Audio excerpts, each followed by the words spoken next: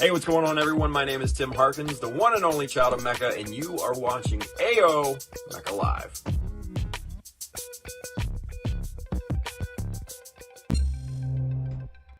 Hey, good evening, guys, and welcome to another episode of AO Mecha Live. My name is Ariel, and you are watching a feature builder episode. Tonight, we have a very, very special guest. I'm kind of excited about this because I've been following his work for some time now in the last couple of years. Before we get to our guest and introduction and all that, I just want to say thank you to everybody who's joining us today. Both we're simulcasting at YouTube Live and Twitch TV. So let's see who we have here so far on the stream. I just want to say hi to everybody. We have Gundam Junkie. We have Choco Falcon. David, how's it going? Julius, welcome.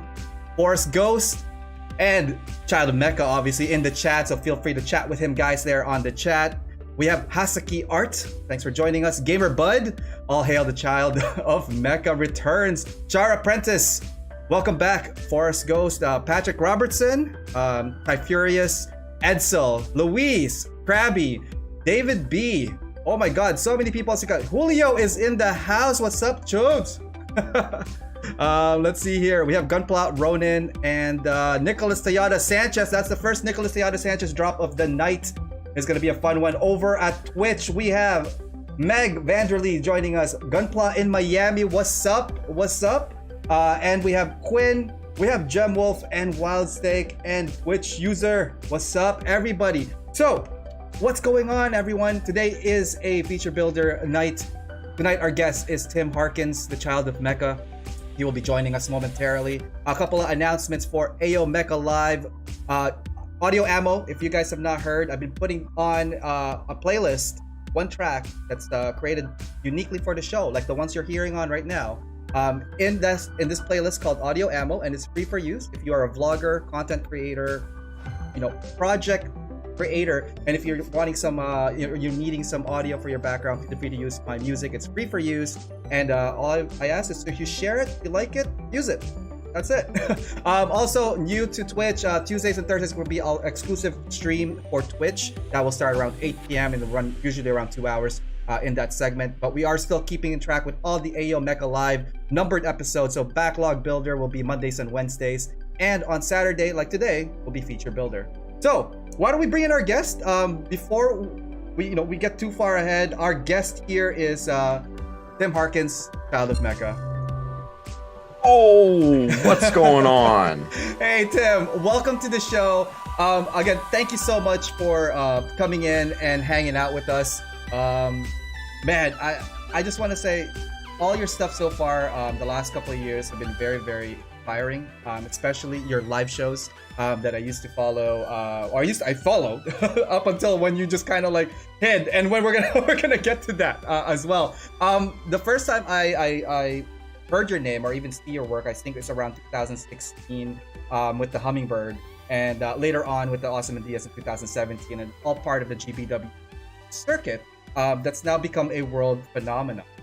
So as far as I know, you are also hailing from Maryland in the States, and yes. How's Maryland these days, man? Normal, As normal. It can be. Just trying to stay healthy, man. That's like we all are. Awesome. And tonight we are having you as a guest. Again, thank you for that. For those of you guys who don't know Tim Harkins, I was gonna say, Tim, why don't you do a little bit of an introduction about yourself, maybe a little bit about your background, and let's get this ball rolling. Yeah. Hi everyone. My name is Tim Harkins, the one and only Child of Mecha. I am a Gunpla modeler. Been in the hobby for about 20 years. Two-time US GBWC champion. I go buy Mecha decals. Go watch Gunpla Talk. All that good stuff. So I just like to build cool robots. So and that's it. Question for your background. Like, what's your upbringing? Like, what kind of field are you in outside of the Gunpla hobby for the model? I'm a graphic designer by trade. So I've always kind of been artsy fartsy. Nice. Even when I was a kid, I like to draw and build Legos and stuff like that. And then of course, Transformers and GoBots nice. and stuff like that when I was really little. Loved, the same ones, Transformers, GoBots, Voltron. You're hitting all the notes that I grew up with, man. I'm starting to think we're on the same age. We're going to get to that after the show. Yeah. Awesome, yeah. Sorry, all that. No, I mean, all that, and that kind of just led into the perfect progression into Gunpla, so. Awesome. Do you remember your first kit when you started off? Yeah, unfortunately. So it was right around 99, right around 2000. Gundam Wing was on Cartoon Network. You know the song and dance. Everybody. I think everybody in North America got the same tango here. From our generation, got in the same way, skill level 6, 9 hours, the US Oh my God, the commercial. Yeah. So those caught me. Wow. I saw Gundam Wing on Tsunami, was it, or is it the Cartoon Network or something? Cartoon Network. I got hooked. Me and my girlfriend at the time, now my wife. Awesome. We were just kind of walking around. I think a Toys R Us or something like that, I got my same wing at Toys R Us, so I know exactly what you're talking about. And my first ones were the V8 and Mercurius 144, like no grades. Brought them back to our apartment and sat down on the kitchen table with some cheap dollar store acrylic paints and a crappy plastic brush from Testers, and just started going hog on them and painting these things, and they were terrible. They were absolutely horrific. So those were my very, very first, regrettably, Gunpla models, and they have since, evolved since and all moved that. on. Yeah. Meg just sent a stretch point over at Twitch, so I'm just gonna stretch real quick. I do recognize everyone. So Meg, Freddie is there, Riot is there. Oh man, lots of people, and it's popping. A lot of people happening in the chat. We're gonna get to all your questions. We also have some questions from the social media that I've compilated as well for you. So with Gundam Wing being your first kit experience, did you? Oh, sorry, that's the wrong question. Is Gundam Wing your first model kit experience, or did you have any background into model making prior to? When I was younger, my stepfather got me a car model, which I hated. And that was like I was maybe like 12, 13. Right. So they were many years apart, and so technically I had one model under my belt, but I hated it. So I honestly say that those were my first models. Yeah. Nice. And what got you to stick with model kit making, like in Gunpla and plastic models and all that, now as well resin eventually, right? Yeah. Just the uniqueness of it, right? The creative outlet of it. I loved giant robots, and I was artistic, so it was the perfect mixture, culmination of those two things. So and it being so the universe being so expansive outside of Gundam Wing, which I didn't know in the beginning. I was all in. I was sold. They got me hook, line, and sinker. Did you end up watching? I know, right? They're just like, here you go. You want some more, little girl? Yeah. What's it called? Did you watch? We got candy in the van. Yeah, opens it up and it's like stacks and stacks of backlogs. Oh my God, can you imagine? I would be gone already for sure. Yeah. Obviously you saw Gundam Wing. Did you end up watching the rest of the anime? Is there something that like stood out to you that's like, hey, this is the show that I totally enjoyed? Yeah. So just being in the early days, obviously of things, the internet was not as mature as it is now. No YouTube, no really much of streaming services or anything like that. There were no streaming services back then. So our only outlet was Cartoon Network. And you had to either back then, if you still had a VCR, you had to tape the shows, or maybe if you were lucky enough to have a TiVo back then, that was the first DVR, you could do that. Oh my God, TiVo, like you could rewind and you could play. Yeah. Oh, it was the stuff back in the day, man. We had a TiVo. We had the TiVo, and it was great. Oh. But no, I mean, so I just I checked the schedules of it, and I was just like, okay, I got to be in front of the TV at this time, right? Right, just to get it like going and all that. Yeah. But so Gundam Wing was awesome. I fell in love with that, just the designs and everything. That was like classic kind of that mecha design, especially with Gundam Wing and all that. Right. But then, I fell in love with 8th MS Team, Stardust Memories, 0083, Power GM, all that. Those were awesome. And then just kind of fell in line with the rest of the UC timeline. So those were my favorites. That's awesome. I'm glad you did eventually, explore it past just like the model kits, getting like, more knowledge into it. I think, that would help, people understand what they're building and getting a little bit more appreciative of like what they're doing. And also, there's probably like a lot of kits that have not, a lot of mecha in the shows that have not made it into like the model kit, production, right? So that's another thing that like a lot of us that could probably relate when we're watching these anime and growing up and like learning about and getting inspired. So that is awesome. Let's just go to the chatter real quick before we get into the slideshow, because like we have a nice set of slides here. But wow, like YouTube is popping. You obviously are missed, by the way, by a lot of these folks. I saw a comment earlier on saying, I miss Tim's voice, and welcome back. Good to see you back, Tim. Like, wow, Tim, like all of these audience coming like to the show. Thank you so much, guys, for tuning in. And yes, Tim is still well and alive. He's kicking. He's doing stuff, right? There's a lot of numbskulls in this chat, I see.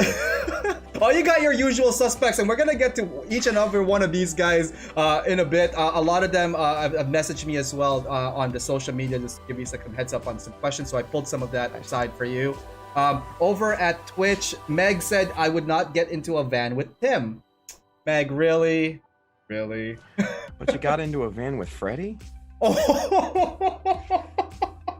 And Freddy is on the chat. Gunpla in Miami is here. Oh man, this is gonna be bonkers of a show. Let's see here. Let's do a couple of quick questions. Tim, how are you? This is from John Lynn. Oh, sweet baby Jay. I'm doing good, Jay. Thank you. Awesome. There is a comment from John, and I'll get to that in a sec later on towards the show. I'm just looking back towards up. I just want to say welcome to everybody. I'm trying to catch up with everybody's comments here and chats. We have Jonathan Velasquez, Miguel, TJ Moore, RF Aura, Wubish, Mech Dio. Again, Mech Dio, he totally was definitely looking forward to the show, so I just want to say hi to him as that one. I'm trying to look at some questions here. Everyone wants to know, when will Child of Mecha streams resume? Okay, let's do a hard-hitting question before we'll do one hard-hitting question before we do the slides. The $64 million question, as they say. I honestly, I don't know. I really don't know. I don't know when. Honestly, I don't know if they're gonna come back. Obviously, I've gone on hiatus. And basically the main thing is real life takes priority. Yes, so absolutely. That's why I had to stop the streams, just to deal with some real life stuff. So that's way more important to me. And so things are still a work in progress there. And so I don't know when or if, so I'm not going to make any promises or predictions. All I can say is stay tuned. Awesome. You heard it here first, folks.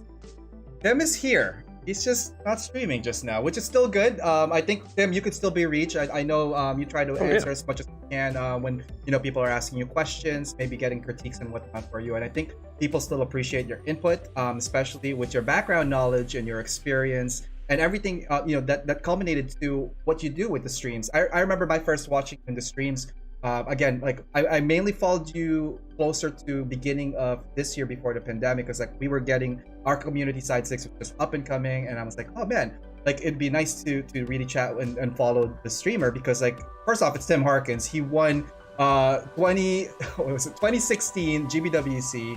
And to me that was like cool. Like he knows what he's doing, and every show that I saw from you when you're streaming, you're like tinkering with something, improving upon the armor and working on something different almost every time. So hopefully a lot of people took inspiration of that, and which I think you did, because like with the volume of people hanging out and chilling with us tonight, you totally made an impression that is positive to everybody. So thank you, Tim, for that and for what you've done so far up to date. I appreciate it, man. Thank you. There we go. It means a lot. That means a lot. Oh man, let's go to why don't we do some slides for a bit, and then we're gonna get back to some more questions. Let's take a look at this one. So here are some of your earlier work. And we were talking about, like, I had, I think, like 15 images of your earlier work, and you're like, yeah, let's cut that. I'm like, what? Okay, so we're gonna look at your work because it is the older work, and the thing is, like, we're gonna see the progression of where you started to where the last couple of pieces are the last couple of years. So why don't you bring us through the first couple of slides here, man? Yeah, absolutely. What are you showing right now? Oh, the gun cannon. Because I can't see it. It is the gun cannon. Oh, the gun cannon. Yeah. Okay, so the G Cannon Magna from F91. So yeah, this was way early in the timeline. So I had just found HLJ for the first time, Hobbylink Japan. That's and you know, when I found that just opened the floodgates in terms of models and stuff. So I'm looking around and just seeing what was cool and stuff like that. And then back in the day, there was a domestic vendor here called GundamShop.com, which unfortunately is no longer around, but that was one of the big dogs back in the day. And I would, you know, just surf around their, you know, respective sites and just find what's cool. And I found this little green monstrosity, and I was just like, hey, that's pretty cool. I want to build that, right? So got it, you know, built it, and I'm like, this is a terrible design. like it was so bad. Like the cannons didn't even come down past the bunny ears. The bunny ears literally blocked the cannon from coming all the way down, right? So I'm like, yeah, I can see that now that you pointed it. Yeah, who Q&A'd this? Like, come on. So this was technically my first foray into customizing, because I widened those supports for the cannon, so we come down past the bunny ears and the head and everything, and then obviously, you know, custom paint and stuff like that, and you know, kind of tried to make it look like a traditional gun cannon. So I was super happy with it. I'm still actually pretty pleased with it, how this one turned out. Even, you know, at its age, but yeah, this was done quite a while ago. This is like what, 2000, around that time? Something like that. Yeah, 2001, I think, something around there. Yeah, that was back in the Gundam.com message board days, for those of you old enough to remember I was that. like a recruit or something. I didn't get past it, but I lurked all the time. How far did you get in the ranking system? Do you remember? See, when I was on there, they did not have ranks. They did not have ranks. No. Okay. And I met a bunch of friends that I still have today on those message boards, especially you know, from those Gundam guys, a bunch of those guys out there. So there's a lot of history there. And they're very strong out there in the West as well, those Gundam guys, right? Yeah, so, big time. Big time. Let's see here. Continuing on, the next kit that we have here. Whoops, that's... Whoa, why did it jump? Hang on. Ooh, whoa. Hey. Why did it jump? 1 second here. Because it went straight to the... the final. What? What? Oh man, let's bring it back a little bit here. Why don't we do a little bit of Q&A first while I figure out what's going here. Adam from USA Gundam Store has joined us. He's graced his presence. I just want to say, hey Adam, how's it going? What's up, Adam? And let's see here. Some of the questions here. Anyone bring a snack? A question from Mecha Painter earlier on. What made you decide to build up your online presence like you have? Because like obviously with the online being a online platforms and social media being a powerful tool, like, you know, utilizing that, was that something of like you planned or just kind of stumbled into, like growing your network? How did that like start and how did you grow it?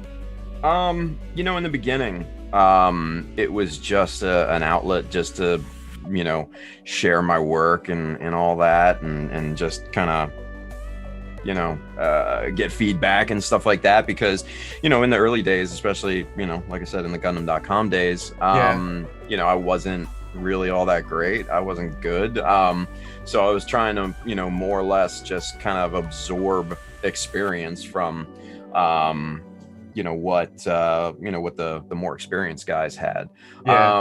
And then I did take a little bit of a hiatus. We had my daughter moved down to Alabama for a couple years, so that took me away from the hobby. And then when we moved back to Maryland, like in 2012, I started kind of getting that itch again, and I had this studio space that I wanted to utilize. So that's when I got into it. But that really, when I started building the Hummingbird, that got me into, wanting to, come back and kind of reform like the Child of Mecha forums and stuff, because that was really big back in the day here in the States. So it turned into more or less just trying to impart the knowledge and experience that I had built up over the years to kind of the newer folks. So that's really what kind of, I guess, motivated me into kind of doing what I do. That's awesome. And the thing is, like, you become almost a household name now in regards to like your product, let alone like, because like, with all your amazing work, which we're going to get to as well. And I did fix the slides, so that's good. I realized that when we were doing our test vid, when I was going through our slides, that they still remained, even though I added the new ones in. So it like overlapped it. I'm like, here we go. I got you. All good. It's all part of the adventure, but we could get back to that. I'm going to ask you a little bit more on your online stuff, because like a lot of people did ask, aside from you answering now, like when you're coming back, there's some social media related questions. So we're going to get to that. Cool. Why don't we go back to the slides after this right here, the gun cannon. We are going to the Zeta line. So the Zeta, I read that it's one of your favorite model kits, especially in design. So for me, I'm a big Zeta fan as well. I think the A+ is amazing. I'm a fan of the Grey Wolf, personally, just because of the color orange.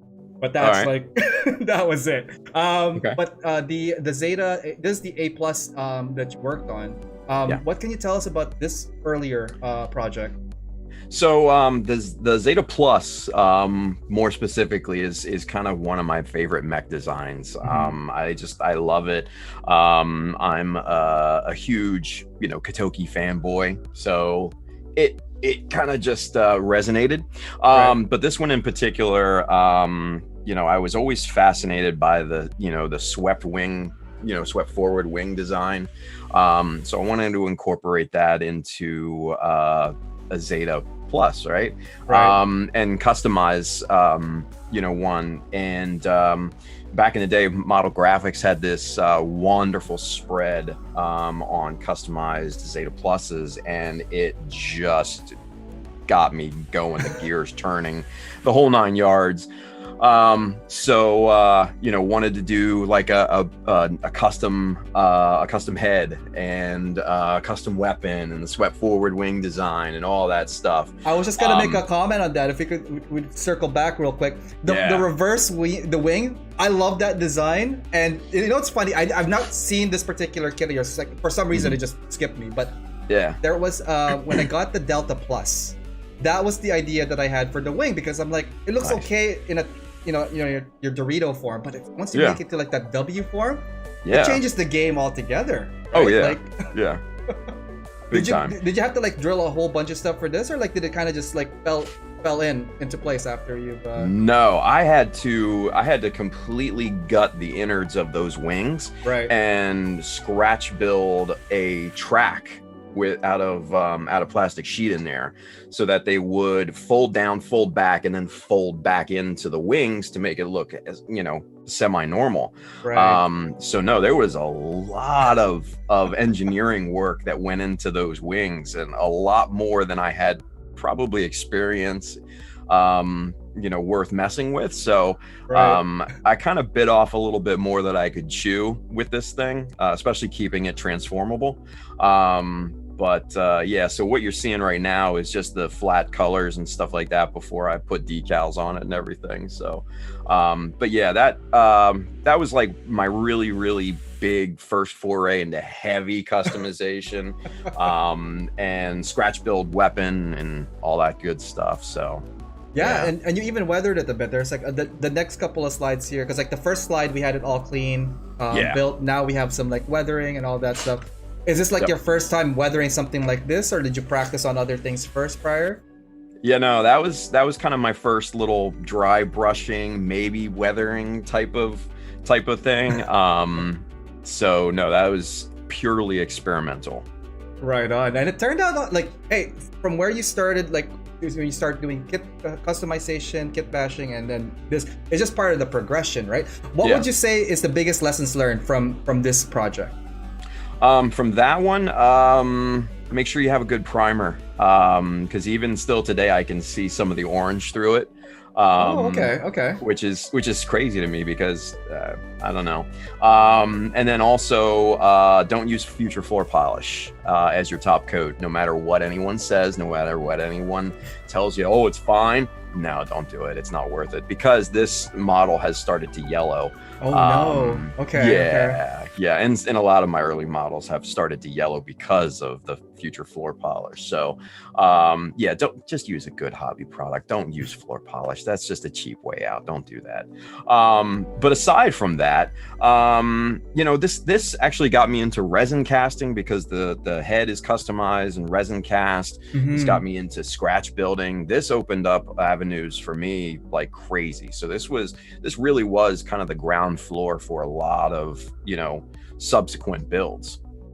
Right on. Well, it turned out really well. I just want to say hi to everybody that's been logging in. If you guys are tuning in, we are joined by Tim Harkins, aka Child of Mecha.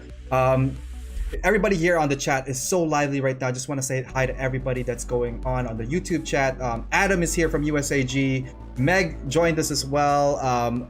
William Wilmies, saving my money for that Black Friday sale. I guess that's for USA Gundam. There was a question earlier on, and I don't know if you would get this. I'm just gonna ask it. I'm gonna ask questions along the way, but like, where's your Castaway beard?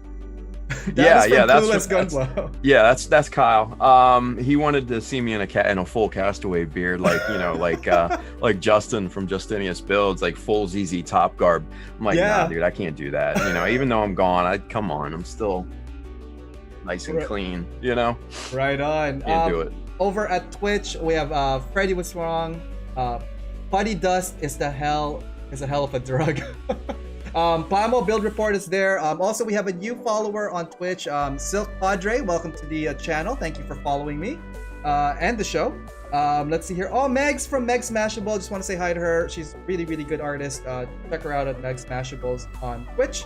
And Meg is still there. We have Quinn. We have Riot. And they're all chatting. Everybody is here to see Tim Harkins. This is amazing, man. Like, the amount of volume and people coming out, like, again, appreciating what you've done, kind of like helping pave the way for like a lot of like current modelers, because we look at you guys who have started it. Also, like, when we get to the GBWC, I have so many questions for that one.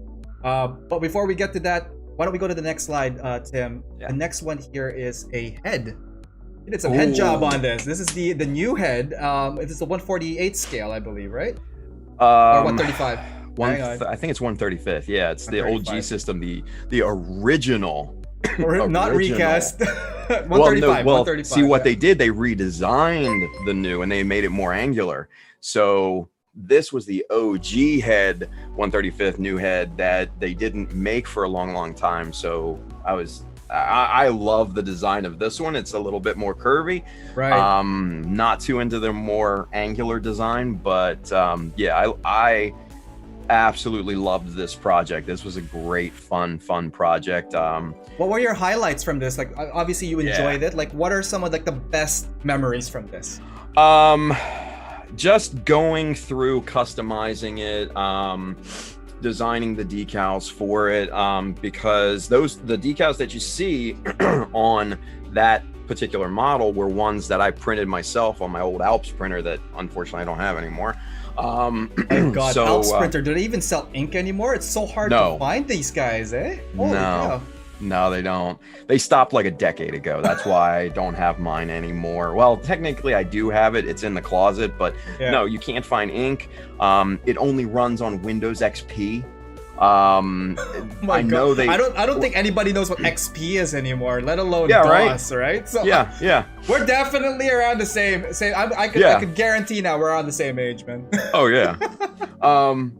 But I know they updated some drivers. Somebody reverse engineered the drivers to run on like Windows 10 or something like that. But right. you can't find the ink. The ink is so expensive. It's absolutely stupid. But so I just don't even bother with it. I just just left it alone. So you did your Yeah. own decals on this. Was that the first time you printed your own decals, or is this like several iterations of it? Yes, I the decals on the Zeta Plus Scorpion were actually I printed as well. I think that was one of my first forays into that. But yeah, so I had been printing decals for a while. Actually printed them for other people as well. There were a couple of people that had Alps here in the States. Me and a guy named, if I remember his name is Pete Savin. Good dude from back in the Gundam.com days. Yeah. And yeah, we used to print custom decals for people. So yeah, it was a lot of fun. And you still do. We're gonna touch base about your decals in a bit as well. But after this had again, obviously it turned out really well. Was this part of a competition, or was this just like your project for yourself? So funny thing is, I actually used to be a distributor for G System here in the States. Nice. So this was kind of like one of my guilty kind of buys, because I would get a discount, and I was like, hey, this is cool, I want this, so I just bought it and entered it in a couple online competitions, for those of us that are really, really old. Oh god, what did Brandon used to run? I forget the name of it, but there used to be an online competition site that a bunch of the old those Gundam guys used to run, and I'm sure Freddie probably would remember just because. All right, Freddie, if you're in the chat, let us if you could remember that some of the older competitions, because also you've obviously attended several competitions throughout your modeling career, and also became a judge as well, and we're going to talk about that further on. I'm so skipping. I'm so excited to talk about all this new stuff. Yeah, man, just go. Just there, Awesome. Why don't we keep going with the slides, because we're going to get to some really interesting stuff. 2016, very, very big year for you. I didn't get a chance to say this in person, but congratulations on your win, on your 2016 GBWC winner. This was one hell of a kit. This definitely made a lot of social media press. It was the first year GBWC inducted the States as part of the international competition circuit, with yourself and fellow other builders. And I think Andrew, Mecha Painter, who's on the chat right now, placed in this year as well. I think in bronze in open. Think so. Yeah. But you took home America's first GBWC win with this guy right here, right? 2016, we had actually been in GBWC for a while at that point, because the previous years, Kevin Zhang had won like 3 or 4 years previous to this, and unfortunately, but did he enter it as a representative of the States, or is that just he entered it in the thing? Oh, North America. Yeah, North America had full representation. Yeah, it was North America at that point. At that point, right? But your first win, Bandai. Your first win was 2016 for GBWC. The Hummingbird was a really interesting project, because it showcased a lot of things. 1, customization, 2, scratch building, and just additional details. We're gonna go through a whole bunch of the photos here, but what are some of your thoughts entering, or when you started the project? What was going through your head? Hey, I'm gonna enter this. Let's go. What do I need? Yeah. So this was a 4-year project. So right before I went on my hiatus, I had come up with this awesome idea for a Zeta Plus, right? A C1, in kind of the Grim Reaper style, paint scheme like the Hummingbird is in. Design the decals, the whole 9 yards, right? Even printed them out. So this was back in, I want to say 2007, I think is when I kind of shut everything down. So come back 2012, I pull out the old designs and everything, and I start working on that because I'm like, I'll just get back into this. That's cool. Right. And it just slowly evolved, and I'm like, man, I think I should try a hummingbird, right? And I was stupid enough to go through and actually do it. I was going to enter this into 2014, didn't get it done. And then 2015, didn't get it done. So then 2016, just kept pushing it out. Yeah. So then 2016 comes around, and finally got it done. Entered that, and happy enough to come away with the win. So, but no, did you find like a lot of challenges that year that could have been like, you know what, maybe this guy would have taken me out when you start seeing the stuff in person and all that, right?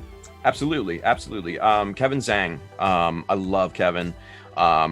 It's just, he is an absolute monster of a talent, and well deserving of his 3 or 4 GBWC wins. All of his work is just absolutely top notch and amazing. And honestly,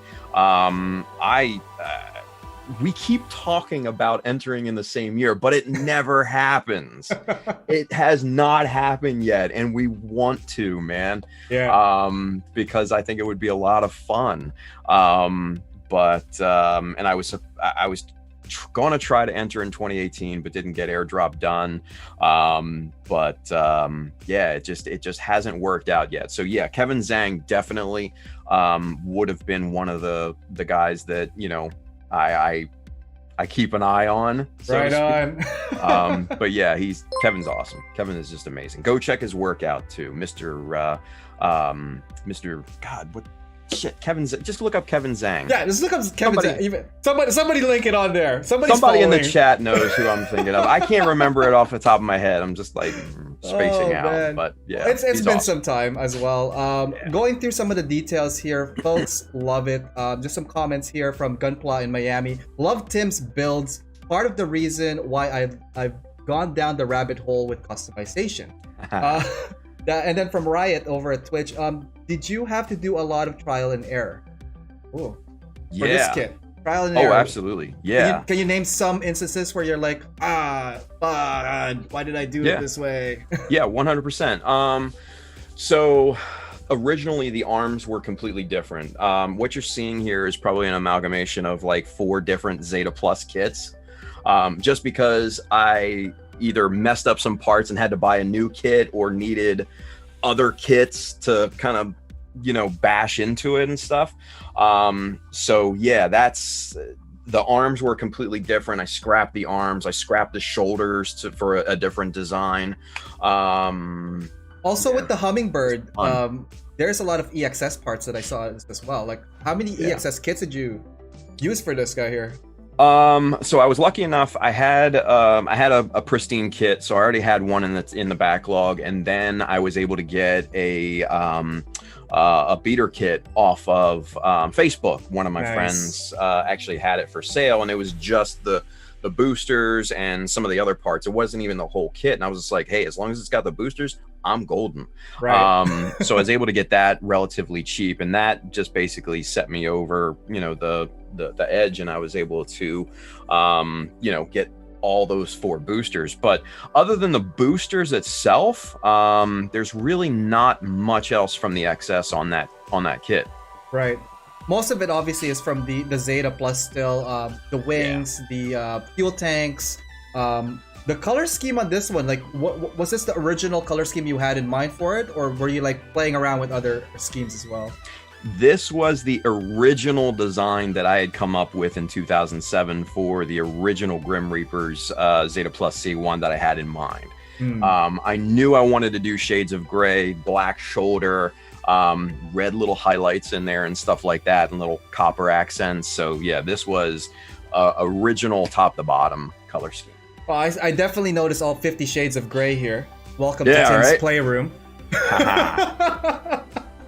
Really great details here. Like, when I was looking through the photos, like I've seen the main photos from all the previous competitions. It's like, hey, this is what won. This is like the promo shots from Bandai and whatnot.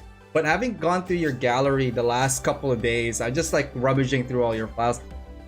Things that I notice are consistency with your details, and you almost look at every single like part of it in a 3D, sense. And I'm talking about the undercarriage. I'm talking about parts that like almost hidden, but like with that little sliver of like space. There's a decal there. There's like a touch of paint here, like a little details. Like, how meticulous do you get with your kit? Like obviously very meticulous, but like, is this something that like is in you? Like, what are your thoughts when you're detailing a kit? I treat every piece, every kind of sub-assembly as its own model kit. The way that I look at details is, number one, first and foremost, they have to make sense logistically and technically, right? Even though, yes, these are fictional, robots and stuff like that, and they'll probably never be real, but I do try to think of them as being real. So I try to think of them in an engineering standpoint, right? So if this detail doesn't make sense, like technically, if it doesn't serve a purpose, then it would look out of place. So that's kind of the first half of it, but then the second half of it is just like, does it look cool? So there's that weird dichotomy of technicality and artistry, and those have to come together in a perfect mix for it to be really successful piece. So that's what I try to do. Whether or not I achieve that balance, I don't know, but that's the goal. Do you often look at inspirational images to fuel what you're doing? Like, what kind of stuff would inspire you? Absolutely. Other builders. I know David, Mr. Choco Falcon. He's in the chat. Choco Falcon. Yeah, David. Dude, David is so freaking talented. Yeah. Him and Kenny Lim, toy maker. When I started coming back into the hobby and started getting on Facebook and seeking out modelers and stuff like that, Kenny was one of the first folks that I found. Obviously, he's got a huge following, and he's a very, very accomplished and talented modeler. Absolutely. Same thing with David. David's been to GBWC twice. David, I think you've been to GBWC. Not when I've been there. Not when you were there. We were talking about that too, because I think he was there with Simon Lamb, and you didn't get a chance to do it. So it's a whole bunch of flip flops. But the thing is, like with our community, like we know who's like he's been where and kind of thing. It's like we secretly or not secretly follow other builders because one, admiration, inspiration, and also keeping tabs on your enemies, right? Oh, I'm kidding. No, well, those guys are awesome. I consider them friends, man. Those guys are great. But yeah, I mean, I look at some of the stuff that they've done, and a lot of the Japanese builders and stuff like that. And then I also look at a lot of conceptual art, just of different things, like, from game design, movie design, character design, vehicle, and even just down to, world designs and stuff like that. I'm a huge fan of conceptual art, and I look at a lot of that. I looked at a lot of that, especially for the Ozymandias build. So we're gonna get to that. That's a beautiful piece. We're just flipping through some of the images while obviously explaining, and I just want to circle back. The gun is really great on this one. I love your weapons in regards to like the weapons themselves. It's like its own kind of project. I really like the airdrop one was pretty cool. I noticed that you changed also the mag. We're gonna get to that. But for this one here, you kind of kept it also with the same theme, as in like, hey, the Hummingbird doesn't have like a giant, gun. This thing is like almost like proportionate to an EXS type of long barrel rifle. How much of weapon design do you often put when you're working on kit? A lot, actually, because I tend to want a kind of a one-off design. I like to be unique.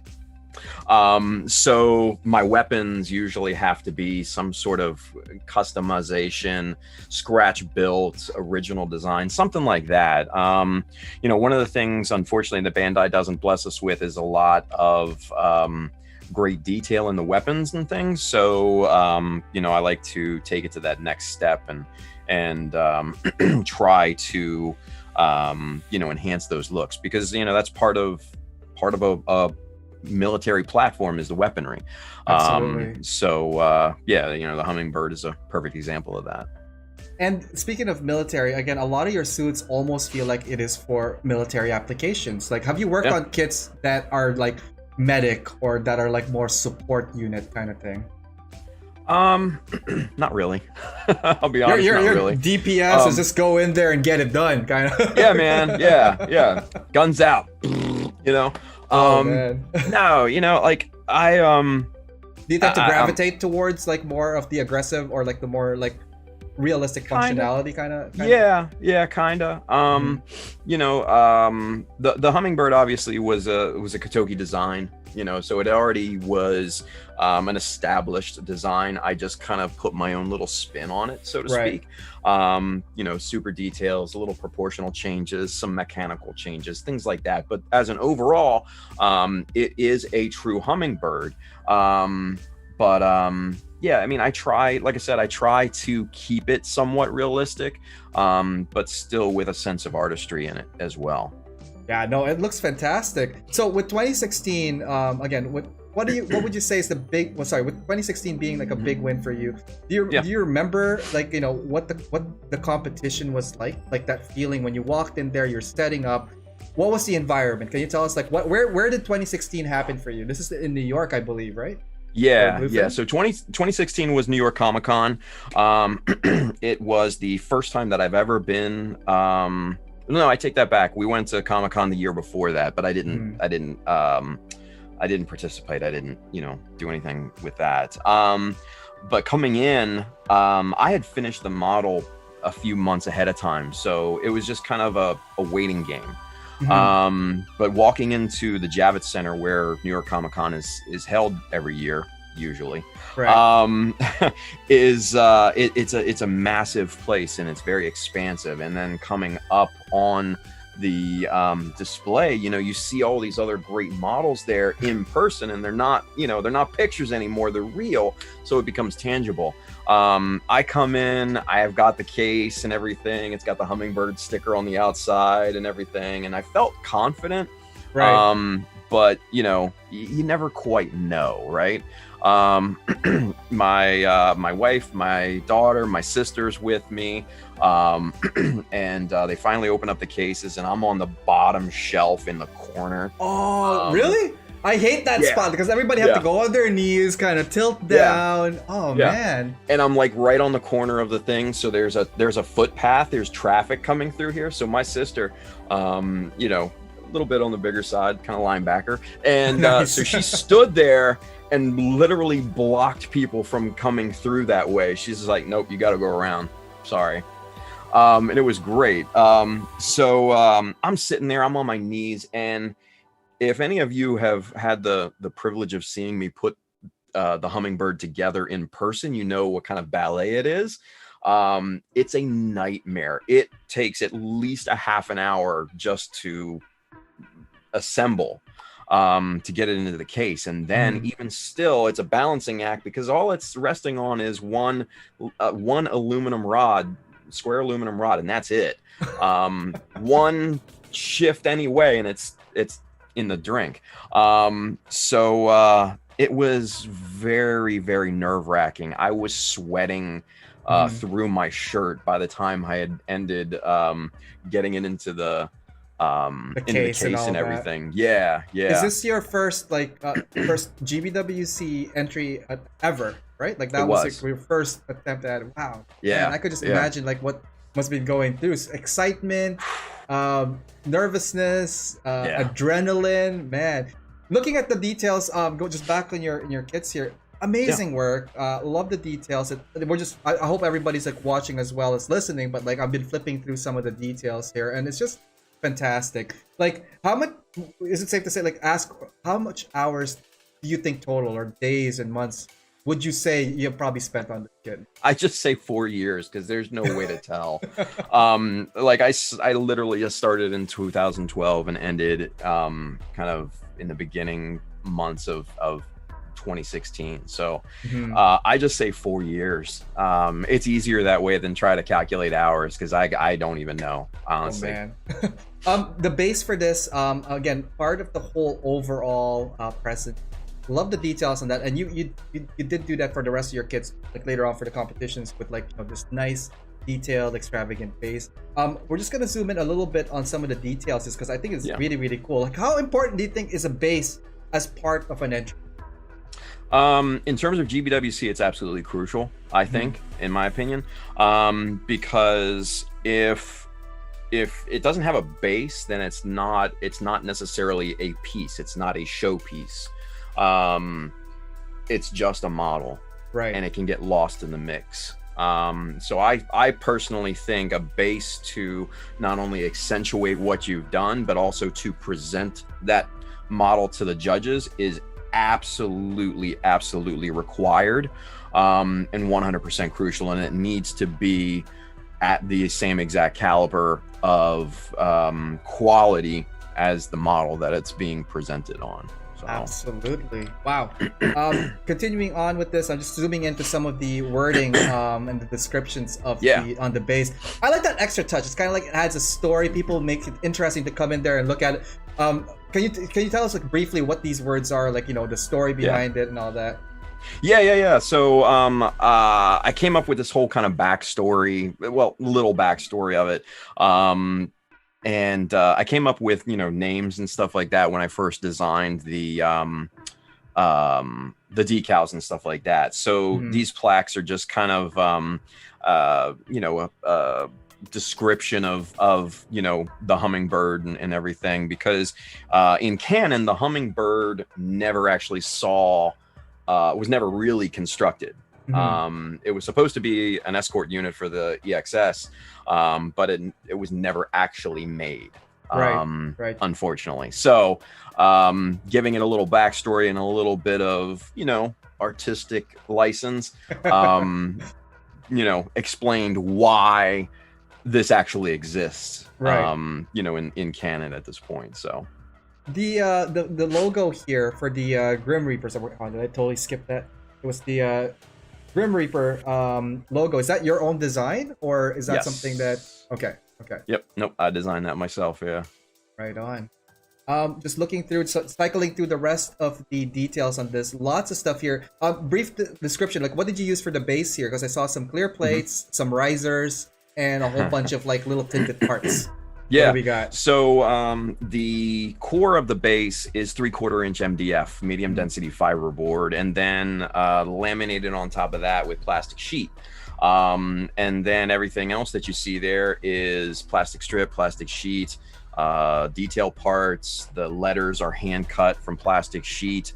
There are a lot of detail parts, the risers, like you said, the acrylic base for the secondary base unit, and then the aluminum rod there to hold the whole thing up.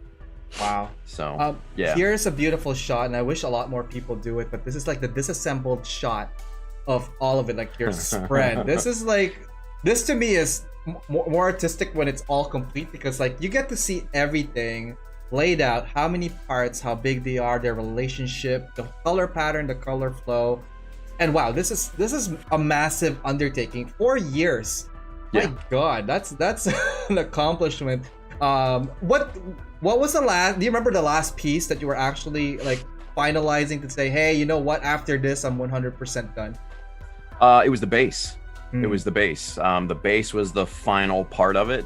And once I was done with that, then I could put the whole thing together. So I had mocked it up before I painted the base, to make sure everything, was structurally sound. But, the base was the last piece to be finished before final assembly. Some questions that are coming up on the chat here at YouTube. When are you going to do the Deep Striker? Good question. I have no idea. It's up there. People are seeing it right there, but I don't know. the people are definitely watching everything that you're doing in regards to like your details, the stuff that you have in your backlog. Very impressive setup as well with your shows. Again, this is exactly how I remembered you. Like the last couple of shows I was watching you, it's like this is how you start off before you get to your top down view. Oh yeah. But yeah, it's good to see that, like, you still have your stuff out there. There's also the sign for Mecha Decal Sheet number 3, which is gonna be out, which is already out, I think, right? Or is it pre-order? It's on pre-order now. Yeah. So go check them out. Just a couple of quick questions before we continue on to the next couple of images here. From Isias Velasquez, what is your favorite GM kit? Oh, the GM, Jesta. Easily, Jesse. I think. Okay. Yeah, the Jesta. I just love the Jesta. It's such a good design. It's got just a wonderful, just an overall weight to it. Proportions are just amazing. Yeah, the Jesta, easy. Awesome. And here, I just want to see if there's any major. Oh, from Chris Pabs, he's saying that, like, you're the inspiration for him to being more confident on front of a camera. Awesome. Chris Pabs in the house. Julio, we got Roosh, we got Forest Ghost, we got Hasaki. Tim had full head of hair when he started this project. Oh my god. I did. I totally did. Dude. Now I'm going bald. What the fuck? Oh man. Freddy Torres, what's a Mecha decal? All right. What's a Freddy? What's a Freddy? Know. What's the question? This is a question from John. Question. What's your favorite hero? Haro. Actually. Oh, Haro. Sorry. Haro, yeah. My favorite Haro are the ones that John Lynn did for me. Aww. And speaking of John Lynn, she has an account or a store, and I'm actually picking up one of her custom shirts with the Xeon logo on it. So check her out. John Lynn, for those guys who are watching who might be interested in picking up something from you, you could feel free to add your link to your store on the chat so people could check it out. But yeah, like, good stuff coming from her. Great builder, fun to watch as well with the rest of the peoples, the communities that stream online, continuing on, obviously what you kind of like started, and people are getting inspired for doing online streaming.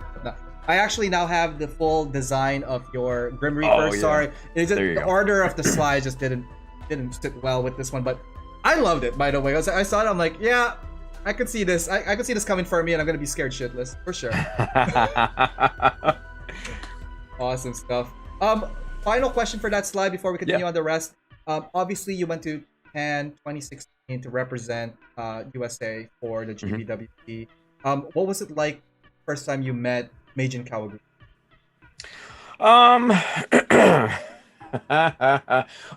Kawaguchi's cool. I'm not one to get like star shocked or anything like that. So when I first met him, I was just kind of walking into the setup area at Gundam Front Tokyo and everything, and I don't know. I mean, I'm like, oh hey, it's the Gooch. What's up? How you doing? I'm not like that. Yeah, I don't. Did you end up grabbing drinks with him? I want to see this guy plastered. He'd probably tell some crazy stories, man. Seriously. You need to talk to the Australians then. Oh, really? Yeah, I've heard some stories. Ooh. Nice. Oh, boy. All right, we're gonna definitely get to that as well. Let's see here. Over at Twitch, we have a question from Skyers, Mike Skyers. Question for Tim: do you have a lot of different whips going on at the same time, or do you focus on one build at the time? I try to focus on one build at a time, but that doesn't necessarily mean that I'm always successful at it. Like when I stopped streaming, I had like two whips going at the same time. Pabs, I still have this guy. That's the unicorn one, right? In full whip, yeah, that old thing from way last year. Oh man. But that, and then my GBWC build, which is still here on the table, just sitting in pieces, in the same condition as it was left. So that'll it's kind of like riding a bike, though, right? Like, you're never gonna forget how to do stuff and build stuff. If anything, you learn more and apply what you've learned by not doing it. Like, real life experience, like stuff you do outside of just a hobby, totally will influence how you're going to proceed in your next projects. But it would still be there. It's the same application. It's a model kit, and then you have fun. Those are the two main ingredients. Yeah, basically. Yeah, I mean, it's just, for me, it's an artistic outlet. It's a way for me to express my creativity. And that's really about what it comes down to. And speaking of fun, the next one here is a fun one. We have this petite bear guy, the new bear guy. Oh, yes. So kawaii. Like, and it's totally a complete 180 from what we've seen so far. We have like this massive, fully detailed attack mode, you know, freaking warmongers of a monster of a mech. And then we have this little cute new. Yeah. So that it's a funny story behind that, because after I finished building the hummingbird, I got like almost like a little depressed because because it was and it was weird because I'd spent like 4 years on it, and it was almost like you know, like how women have postpartum depression, right? Because the experience is over. I almost got a little sad because that experience had ended, right? So I was just like, man, I want to go back and work on the hummingbird some more, but it's done. I can't do that, right? So, you know, I was kind of feeling a little down. I was just like, you know, kind of lost almost, right? So, I had started seeing, you know, some of the Japanese builders, you know, customizing the bear, you know, the petite bear guys and stuff like that. And I figured, you know, I can do that. Let's give it a shot, right? And it was a great palette cleanser because those builds are super quick, like maybe a month, you know, tops on those types of builds. And not only is it fun, fast, and cute, but it also still keeps, you know, the skill set going, because you have to, you know, kit bash these two kits that are never supposed to go together, but they into did. one, into one amalgamation, and it has to look good too, you know. So it does. And I'm assuming you use the EX model SD new for this one, right? Or did you actually hang on? That looks like an SD. Yeah, it was an SD, definitely. I think it was the BB new. Oh, the BB one, yeah, because there's like a two. Yeah, the EX was a lot later, and I think the proportions were also more narrower than that. Yeah, it looks cute. Like, so this is just like your personal project in a way. It wasn't like a competition or anything. How did that feel, being that it's a palette cleanser? Did it help? Did you you know, like re-motivated, re-energized from it? Oh yeah, big time. Because once I got done that, then I was ready to move on to something else. I was just like, man, okay, cool. I've gotten over the want, you know, of going back to the hummingbird, and I built this. It's done. It's out there into the world. Now I can move on to something else. So yeah, these little things are a perfect palette cleanser. And I've got a ton of them. You can't see them, but they're on the top shelf. But I got like 5 or 6 SDs up there waiting, and you know, a bunch of bear guys up there too. So nice. I just finished the bear guy as well, but like the bigger ones, which is I have it on my desk this whole time because like it's such a cute little thing. This is like my new personal mascot in my desk, but this bear guy is really fun. This is the bear guy. Somebody's trying to correct me because I cannot pronounce it, but yeah, no, that's awesome that like you ventured out from just the heavy mechanics, very heavy technical, to something simple for palette cleanser. And there you go, guys. It's another pro tip. If you guys feeling burnt out, do something different and easy and fun. Yeah. But that's not what you did after. Now, the next one here, we got the Blue Destiny. And this one here was an interesting story. After we go through the Blue Destiny, we're going to do a 5 minute. We're going to take a break, but like I want to get through the story on this one here. Because so the Blue Destiny, what you mentioned to me, was actually an older project that you revived, right? Yep. I refurbished it, and he's right standing right there, actually. Nice. Right there, yeah. So this was this is a 1/100 scale. A lot of people think it's the 144 high grade, but it is not. It is master grade. It is the master grade ground Gundam with an original B Club conversion kit slapped onto it. So there you can see the original 2007 version on the right side. I think 2005, 2007, sometime between then. I can't remember which. But the original on the right side, and then the refurbished version on the left side there. So it had been sitting on my shelf for years, and picked it up one day, and paint started popping off down to the resin.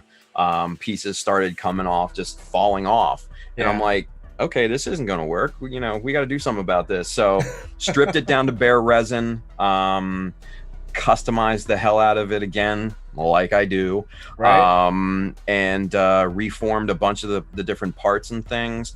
And yeah, what you see now is kind of a 2.0 version of that kit. Replaced the feet, added a bunch of details on that. The little thrusters on the side of the calves were highly customized. The torso is completely renovated, and the shield is actually scratch built except for the fork and the gray fork at the bottom there. The rest of the body is scratch built. Are you using custom decals now for this as well? Just on the shoulders. The Exam and the Blue Destiny, those were both my designs that I printed out years and years ago when I did the first one. I still had that sheet, and they were still good. So yeah. But the rest of them were high-Q decals, which I still really love. So high-Q decals. I think I've used those before. They're really decent quality. They're pretty good. Yeah, they're pretty good. So speaking of detailing on this one, I took some snippets from your whips from your Instagram, because like it wasn't in your gallery, because I'm like, there has to be more to this, because I remember seeing this a long time ago.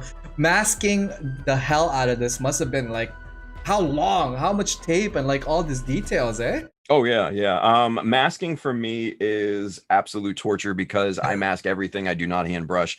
I spray every little bit, even the little connector pieces on the panel lines on the chest and stuff like that. I spray that. I don't leave anything to chance. I don't like hand brushing. There's a perfect example, the backpack. I spray everything. And it turned out well. I really love the paints, and obviously the Blue Destiny is a very iconic, unique kit. But you made it your own with the different tones of blue, gray, and metallics and all that stuff. Do you tend to? I didn't ask this for your previous one, but like, do you have a preference in regards to paint materials? Yeah, I'm a Mr. Hobby guy. I love Mr. Hobby, but I also really like Tamiya mixed with Mr. Leveling Thinner. That's actually what the blue is. It is the Tamiya flat blue for this particular shade, and that was the base color mixed with Mr. Hobby, Mr. Color Leveling Thinner, Mr. Leveling Thinner, whatever.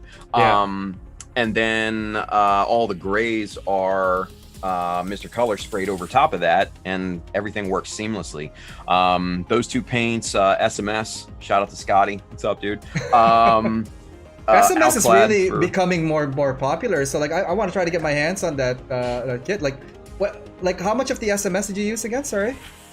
Well, I didn't use any SMS on this particular model. For like our current models. Okay. Yeah. For current paints and stuff like that, SMS is great. But yeah, mostly Mr. Hobby and Tamiya are my brands. Nice. And we're looking through some of that, like for the grays and all that stuff for this kit. Like, are you still using any type of metallics, or is it like a can? Like, what are you looking at here?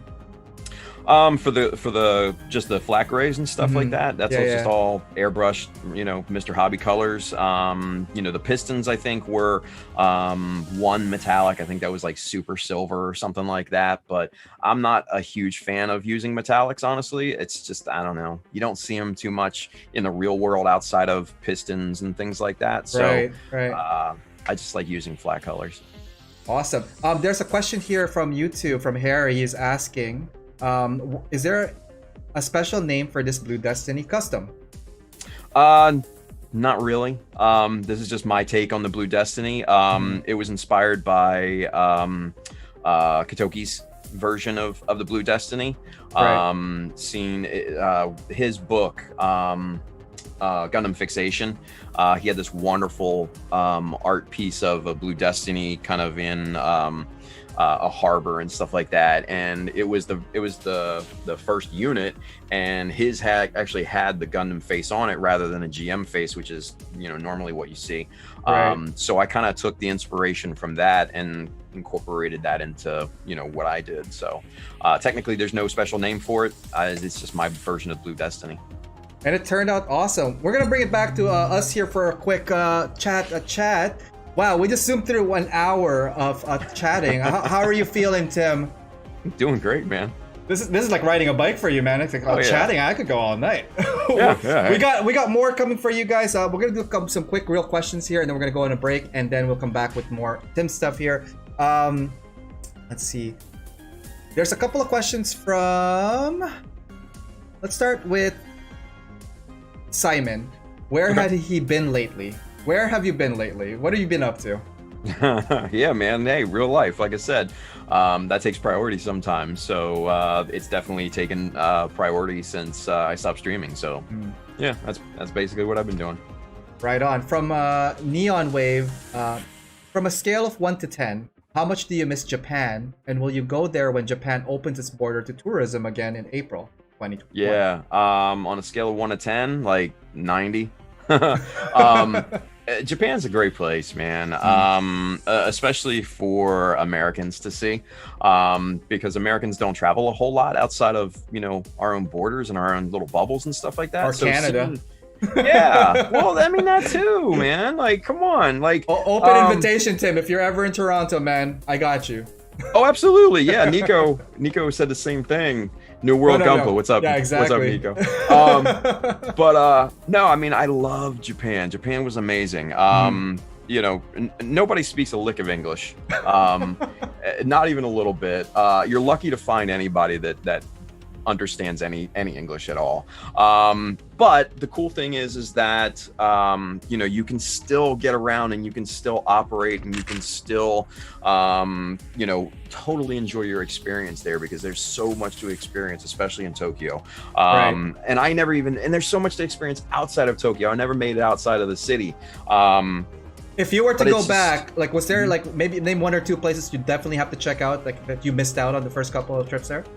Man, Mount Fuji, definitely. I'd love to see that. The Imperial Palace, I'd love to see that too. Those are the two bigs. Obviously, big ones, touristy, but still. But no, man, like it's very life-changing going to Japan, because everybody there is so proper and so respectful. It really gives you a completely different world view of things, and I absolutely loved it, and definitely I will want to go back. Yes. Awesome. Well, we're gonna take all of that questions and more after this commercial, guys. Speaking of community, guys, thank you so much for tuning in. Everybody on the YouTube chat, everybody on the Twitch streams, welcome to AO Mecha Live. Tonight we're joined by Tim Harkins, Child of Mecha. We're gonna be back after this commercial, and we're gonna look at some more stuff. All right, stick around. Hey guys, thanks for tuning in to the stream, and hopefully you guys are enjoying the show so far. I just want to let you guys know about an amazing online community that I'm part of, and it's called Side 6. Here, you will find like-minded modelers and hobbyists who enjoy the mecha and gunpla genre. We encourage posting of whips, projects, and tutorials to help each other move forward in our hobby and in our community. We are always open to new members of all skill levels, so come check us out at facebook.com/groups/side6. We also have an Instagram where we feature members' works, and you can find that at instagram.com/side6_mecha. For all new club information, resources, and news, you could check out our website at www.side6.club. All right, let's get back to the show and see what's going on there. Hey, welcome back, guys, to AO Mecha Live. Tonight we're joined by the Child of Mecha, the one and only Tim Harkins. It's been a while since a lot of people probably heard your voice, and I'm sure everybody is just like ecstatic to hear you. So again, thank you for coming in tonight, Tim. Again, I personally miss your shows as well, because I'm like, when I started streaming, and I was telling you this earlier on, like, part of the reason how I got started streaming was like I was watching you. I was like, well, what's Tim doing? What are those? Like, how did he get this thing to do this and images and stuff? Like, man, look at this guy building stuff, man. That's awesome. I want to beat Tim. I want to wear Tim Harkins' skin. I want to wake up beside him. Oh God. Okay, maybe not in that order. Okay, maybe not in that order. The lotion on the skin. You smell different when you're sleeping, Tim Harkins. Hello. So speaking of sleeping with Tim Harkins, there's a lot more to a lot more we're gonna get to. Rani from Twitch is just dropping by to say hi. Meg actually sent some cat points to hydrate, so thank you for that, Meg. Let's see here. Gunpla Miami. Well, this became my type of stream now. So I told you guys, this is a fun stream. And Tim, as I mentioned, this is not an interview. This is a chat between two buddies. Dude, if I had some beers and wings, man, dude, this would be complete. You know what I'm saying? Oh yeah. Let's see here. What else is going on over at the YouTube chat here? This stream of a lot of us is proof of life. He lives. Yeah. Right. That's right, guys. Oh man, John. It's Johnlin's soulmate. Actually, I want to pull up that comment. Johnlin, I did save that comment that you mentioned earlier on. Yeah. And it was a great comment. I just gotta find it. Oh my god, it's like stacked up. I've been copy and pasting a lot of the questions so I could save that towards the end. Okay. But oh my god, I don't have it here. No, we're gonna find it. Give me 1 second. I have it saved. I have that saved, and it is important that I say it to you because I made a promise. It was from John Len? It's from John Len, yeah. Yeah, John Len, just type it in again. No, I got it. Tim's a great dude, and the Gunpla Jedi Master. That's the exact word from John Len, and the Jedi Master you are. I might be as tall as Yoda, but I'm nowhere near as good, okay? Oh, I was gonna say Obi-Wan, but okay, I guess we're going with Yoda on this one. No, I'm short. Oh man. Speaking of short, why don't we continue on to some fun builds? Are you guys ready for some fun builds? The next here is, I remember this contest, or not contest, but like I think it was a contest. It was the logic build. And this, I didn't know you made one. You know how crazy that is? I was looking at all these people's like logic builds. This was a couple of years ago. I forgot what year it was. It must have been. Oh, what year was it? It was. I think it was 2017. Was it 2017? I think. Time could not have flown by that fast. Oh my god. I think so. I think it was. You are right. 2017. It's March 6th. And this is your take on the logic challenge. What did you do here? What did you do here, Tim? This is 100% scratch build, except for the thrusters and the cannon at the front. Those were like wave parts, and the thrusters were the old thruster bells from the XS kits that I had lying around. So everything else is scratch built. Yeah, man, this is Josh and us had this. Josh had this stupid idea of what a logical design for a Gundam would be, and it would just be a cube with some thrusters and a cannon on the front, and that's it. So we all of us on Gunpla Talk just went full bore into it because we just started being stupid one time on a show, and we were just like, what if we did this? That would be cool. And it just snowballed from there, and it just took off. The whole idea took off. We had Simon, Mr. Gunpla UK, came up with ranks for us and everything, and he dubbed me the Grand Pope of Logic, Gundam Logic. So I'm happy about that. But yeah, I think I was the only or first one to do a Granddaddy RX-78 version Logic. So I was really happy with it. This is actually one of my favorite builds. This was so much fun. It was just stupid too. So. No, the thing is, it's so cool. It's so out there that it is amazing. I think Barrett, a previous feature builder, as well, did his version of a Sazabi Logic. Yeah, he finally finished it. Yeah, it's awesome. So, that looked awesome. Yours is the RX, based on the RX-78, the Granddaddy. I love the color scheme. I love the simplicity of it. Like, what was going through your head when you're putting this thing together? Like, what was your inspiration, your thought process, and work process? Yeah, I mean, I just wanted to hold true to the spirit of the design, from Josh. He had thought, hey, it's got to be a cube, it's got some thrusters on the back, and it's got a cannon on the front, and that's it. No hatch, no nothing, because the pilots are sealed in. That's their deathbed. That is their coffin from here to eternity. So it was just so stupid that I'm like, okay, I have to design this cube, but I have to make it look cool, and I have to make it look like an RX-78. So scratch building a cube, a true equilateral cube on all sides is harder than you think, kids. What did you Trust me. use? What did you use for that? What's inside it? Is there anything special inside it, like framing and all that? No, it's just plastic sheet. I mean, there's a couple of support, sheets in there just to hold the sides together and everything. Right. But there's nothing special in there. I mean, there's some magnets on the bottom that I embedded to hold it onto the base, but that's really about it. Wow. It is simple. It's simple. But it's just it conveyed so scratch. much though, because like when you're looking at it, like when I first saw it, I'm like, well, first off in my head, I know it's a logic. Yeah. And second of all, I didn't know Tim Harkins did a freaking logic build, but then after looking at it, like I spent like an hour, I think earlier on today, just like gawking at it. I'm like, look at this smart mother. Like looking here, look at his thrusters, look at that metal thing on it, looking at the top, like separating the whites and the grays. And man, again, decals is a very, very much a staple of your work because like you decal the crap out of the things you work on, right? Yep. That is awesome. What would you say is the most challenging part in this build? Oh man, the thrusters, getting the angles of the tubes and everything perfectly fine, because I had originally planned them for just the 4 of them to come straight off the back just to keep my life simple. But of course I couldn't do that. I 45-degree angle cut the tubes and everything, and that was the hardest, aligning those, and then masking that back section was just an absolute nightmare. So it was pretty tough. Man, speaking, it just gets tougher with your next couple of builds. But before we get to that, we're gonna do a couple of questions. From Riot, what is a logic challenge?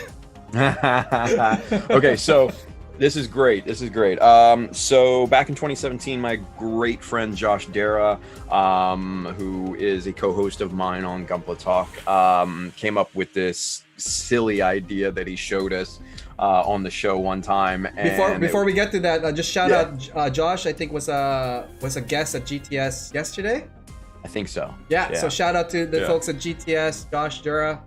Man, kudos. Yeah. Awesome show And yesterday. Josh is just an amazing guy. Like, you've never met a more positive person in your life. It's like sickening sweet, honestly. Gets on my nerves sometimes. I love him to death, but oh my God, don't be so positive, dude. Just stop. But no, he's amazing. He's an awesome dude. Awesome. But back to the logic here. He came up with this stupid idea that we just snowballed and rolled with and just wouldn't let it go. Like we literally hung on to it like a pit bull on a rack of ribs. It just wouldn't, we wouldn't let it go. So we rolled that into just the 5 of us. We were going to build ours, but then everybody else wanted to take part too. And everybody took part and Scratch built theirs, and it was just an amazing thing. Awesome. Well, there you go. Hopefully that answered it. A couple of more questions here. Hopefully we could go through. I hope to get to every question. Unfortunately, I'm not going to be able to get to every single question, but when I see them, I'll try to ask them. From Shar's apprentice, Tim, what do you use for panel lining your builds? Tamiya panel lining fluid. I don't have it with. It's up there. I'm not going to get it. But yeah, the Tamiya panel lining fluid. That's what I use. It's good nice. stuff. From Julio. Nubs. Do you miss your fucking friends, Tim? Yes, I do, asshole. Do you miss your friends? Yes, I do. All right. So next time you see him, he's gonna bear hug you, all skin and bear. It's gonna be awesome. From Hasaki Art, we have a question. When is the next Gunpla talk? Ooh, good question. I don't know. That's a good question. Yeah, I don't know. We haven't talked about it, and I've kind of been MIA, so I don't know. Good question. This is the first sighting of the real Tim Shady. So yeah. That remains TBD. That is TBD. Okay, we've answered Simon's. We've answered the Japan tourism. Let's see. We'll do one more, and then we're gonna get back to it. Here's a question: is there a technique that you know of but have not tried it for yourself? Ooh, okay, that's an interesting one. A technique that creating my own photo etch. Ooh, yeah, interesting. Okay. I know how to do it. I just haven't gotten a chance to do it. So yeah, that's sorry, actually something. that was Chris Pab's question. Just to reiterate, I don't know why. I no, Julio asked it. we're Henry being asked Mr. that Friends, and then Chris as well. So like, just Yeah. wanna clear that up. Sorry. And Chris they're is saying, just exhausted because he's moving. I know, road trip and all that stuff Crybaby. is gonna be following this. So they're probably gonna come and just like rush you out of the door because they know that you're alive and kicking. So They're gonna kidnap me. Tim Nap. Yeah. And so Photo Edge, like, would you have print out of your own, or would you get it manufactured? No, I do it on my own. Because like, and it's funny because like I've got the ferric chloride, I've got the photoresist, I've got all that stuff to do it. I just haven't actually gotten around to do it yet. So. All right. Well, here's something fun. 2017. Wow, we've only gone to 2017. We haven't gone to 2019 yet. This is gonna be a fun show, guys. So stick around. Make sure 2 years more. 2 years more. We're gonna go through a freaking journey with Tim Harkins here. Enjoy this show, guys, because like you might not see Tim again for another, I don't know, millennia or some crazy stuff like that. We're gonna have to like do a search party. The US will have to find like a binding resolution to find him. All right. So, Ozymandias. Very, very popular kit, very popular entry. To me, this spoke a lot of words when I saw it because it was a very unique build. At that time, that the 2017 me was struggling through a lot of stuff as well. But when I saw this, I was like, one, I love the earth tones. I love the details of this one. And it became like, okay, I'm not a big Xeon fan as well, but this is like, cool. Okay, really nice. Can you talk about this? Can we talk about this build right here, Tim? Oh yeah. So the Ozzy has a special place in my heart because this was kind of like my first real Xeon suit. I had wanted to do, coming off of 2016, I wanted to do something different. I didn't want to do a design that somebody else had already come up with. I wanted to do my own design. And so what I was doing is just searching around, conceptual art sites. Artstation.com is a great one for those of you needing inspiration. A lot of professional artists post their work on there. It's like the more mature version of DeviantArt, but it's just awesome. So I did a lot of searching on there and found this amazing suit of armor by an artist, Johnson Ting, I believe his name is. Johnson Ting. How come that sounds familiar? He's very well known conceptual artist. Okay. Very, very well known. But it was this suit of armor, this fantasy armor that had this amazing bird-like helmet on it, and I was just like, oh, I got to do that. That would, a mono eye would look amazing in that. That's what I'm doing right there. So I saved that picture, and that became the basis of the Ozymandias. So the helmet and everything is a straight ringer, essentially, for that particular design. We actually have a whip of this. I managed to snip a whip photo of this because, again, your gallery doesn't have any whips. Okay, so critique on your site. Give me some of that whip juice, all right? I know. I want to see them raw. Yeah, right. No, it's looking really good, and again, inspirational for something concept like that. Really jumped out. The detailing on this, and we're gonna get even further in like what you did to it, because like there's a lot of like, again, what you saw in the Hummingbird, completely different now with this build. And we're gonna get to that. Like, see if I can get the next slide here. There we go. I have it here. This is the whip of it. So you have all these pieces from all of these kits. I see some from the Iron Blood Orphans. I see some scratch building with some putty. Man, there's just so many. What can you name off some of the kits that you use for this build? Do you remember any of them? Yeah. So Grimgird 1/100 shoulders and hip hip armor. The backpack is the boosters on the backpack are from the high grade GN arms. Let's see, the head is a master grade GM custom, or no, Goof custom. Sorry, master grade Goof custom. The shoulder armor, the extra pauldrons there are the hip armor from the perfect grade wing 0. Yes, I could see that now. Okay. Let's see here. Yeah, and so the forearm covers as well. Those are from the perfect grade wing 0. They're saying the Stein as well, the Sinanju Stein, I think. Well, the Stein was the base. The base, the Stein was the base, so that's obvious. But yeah, so report just added a stretch for us. So if you need to stretch, feel free to do that. Oh, I'm good. I'm good. But the front skirts are highly customized Sinanju Stein skirts. The back skirts are full scratch built. The weapon is full. The gun is full scratch built. The sword is from the 1/100 Grimgird, but it's highly customized. So yeah, just a ton of customization and kit bashing on this thing. And it looks great. The thing is, once you apply the paint, once you apply the primer, everything just becomes a palette, like a blank, canvas, not palette, but like blank canvas for you to paint on. And to me, when I saw the earth tones, because I've seen a lot of earth tones, but the way you did a combination of this one was pretty cool. Was that the original intent for the color scheme, or did you have other iterations before you selected this one? Yeah, I mean, I wanted to do kind of a tan, brown tone color scheme. When I was thinking about the backpack, I was just like, I don't want it to be the same color, and I don't want it to be just, ho-hum gray. So I found, that amazing, kind of olive drab green. I'm like, oh, that's a perfect complement to it. Yep. And so it all just kind of worked, but there's 3 shades of brown on the mech itself. And yeah, it's just, I think it all, came together really, really nicely. Yeah, we're looking at some of the details, just going through some of the photos here. The big thing that jumped from this one and the previous one definitely is the chipping, the weathering, and all that stuff onto it. What were your workflow process, and what were you thinking when you were okay, this is a ground Gundam, where am I gonna place the chipping? I never intended this to be Earth-based. Ooh, okay. Never intended this to be Earth-based.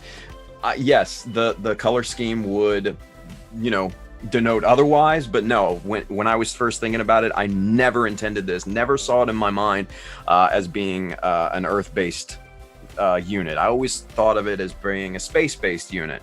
And what I had always kind of thought is that, the big boosters on the back, this is a highly maneuverable unit. It had been through a lot of nicks and damage and stuff like that, and the pilot didn't want to fix it up because he saw it as a badge of honor, to be battle scars, right? Scarred and up, yeah. Now, I do regret the way that I did the chipping because it is overdone in some parts. Some parts are really good, like the feet and everything I think are really good. Parts of the shoulder, like the little corners and stuff I thought came out really good. But as an overall, it's a weird, just overall look that is just, I don't know, looking back at it, I think I just went a little too heavy-handed on it. But I don't regret it. I think it still looks amazing. Yeah, if I had it to do again, I probably wouldn't do nearly as much chipping on it.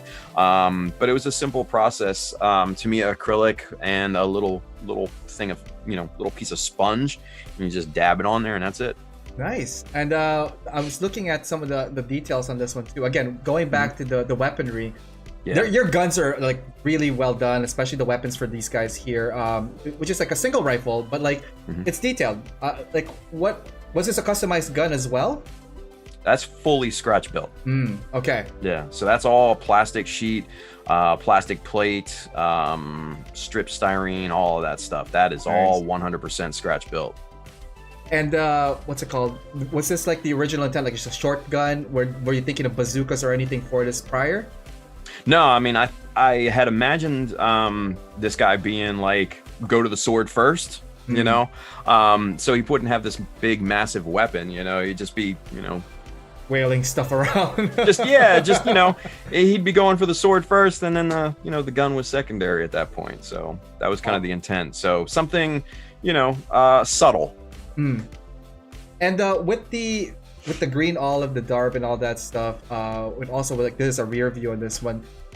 What would you say would be the most challenging part when you were working on this in regards to painting it or putting it together? It's always the masking. Oh yeah. It's always the masking. Yeah. Fitment at the very end became a little bit of an issue. There's a spot on what is it, the right bicep, that has a huge, like gray chip on it. Right. That was the Grimgird bicep armor that I kind of grafted onto the Sinanju frame.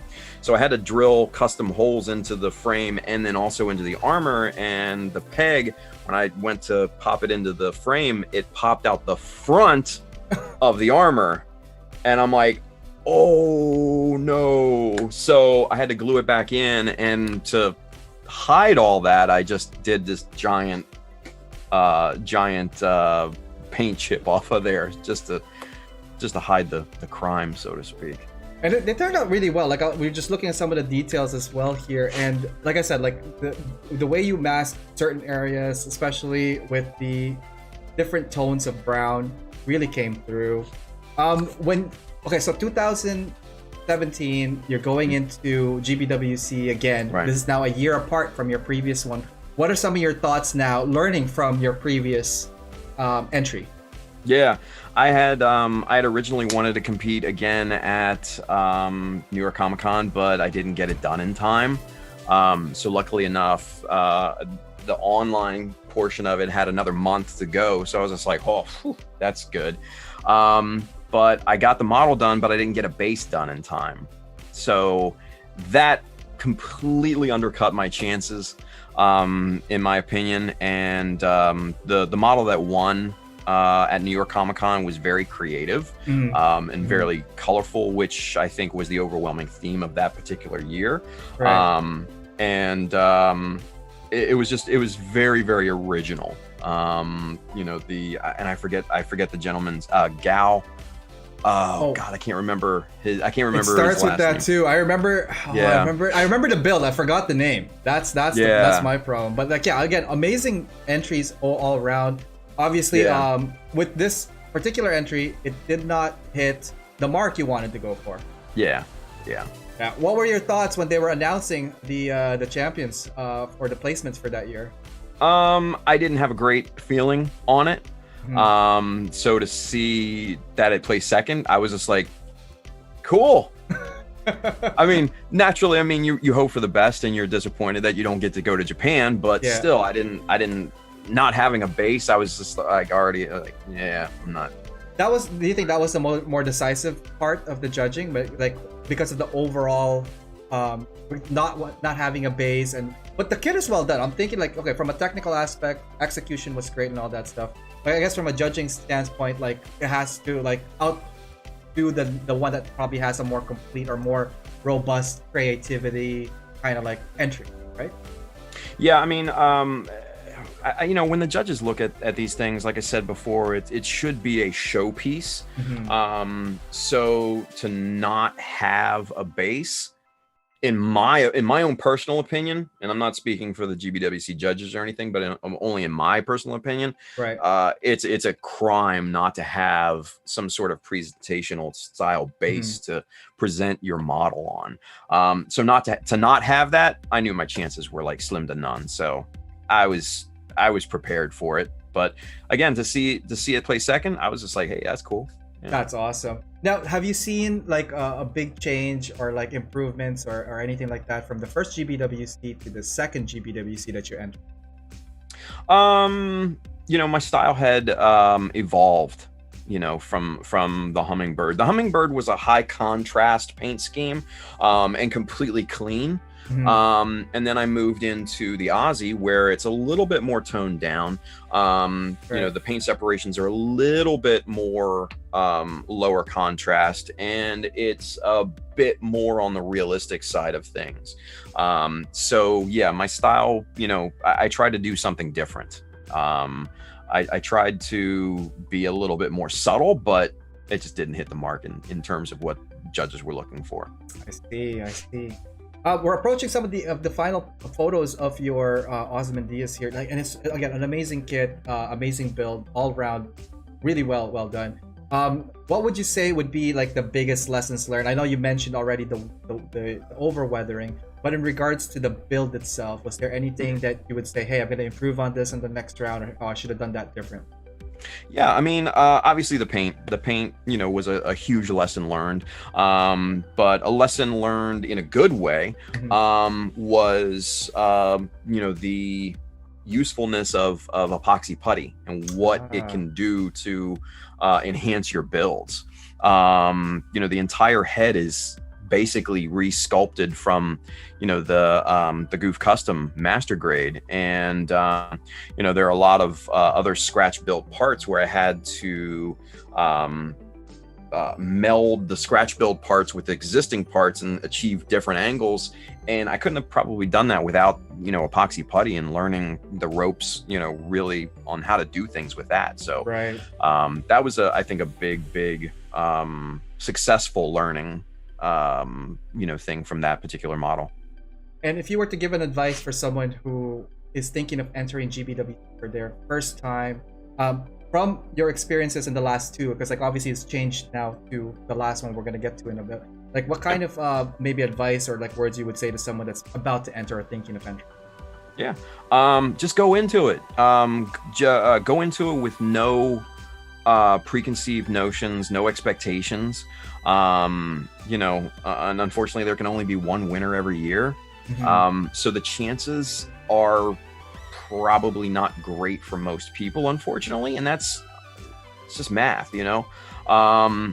but you gain so much experience just from entering, and if you can do it, obviously outside of a pandemic, Right. if you can attend a live event and talk to other people and pick their brains and stuff, oh, you have no idea how beneficial that is. It's incredibly important, for people to share ideas and stuff. So that would be the biggest thing I would say.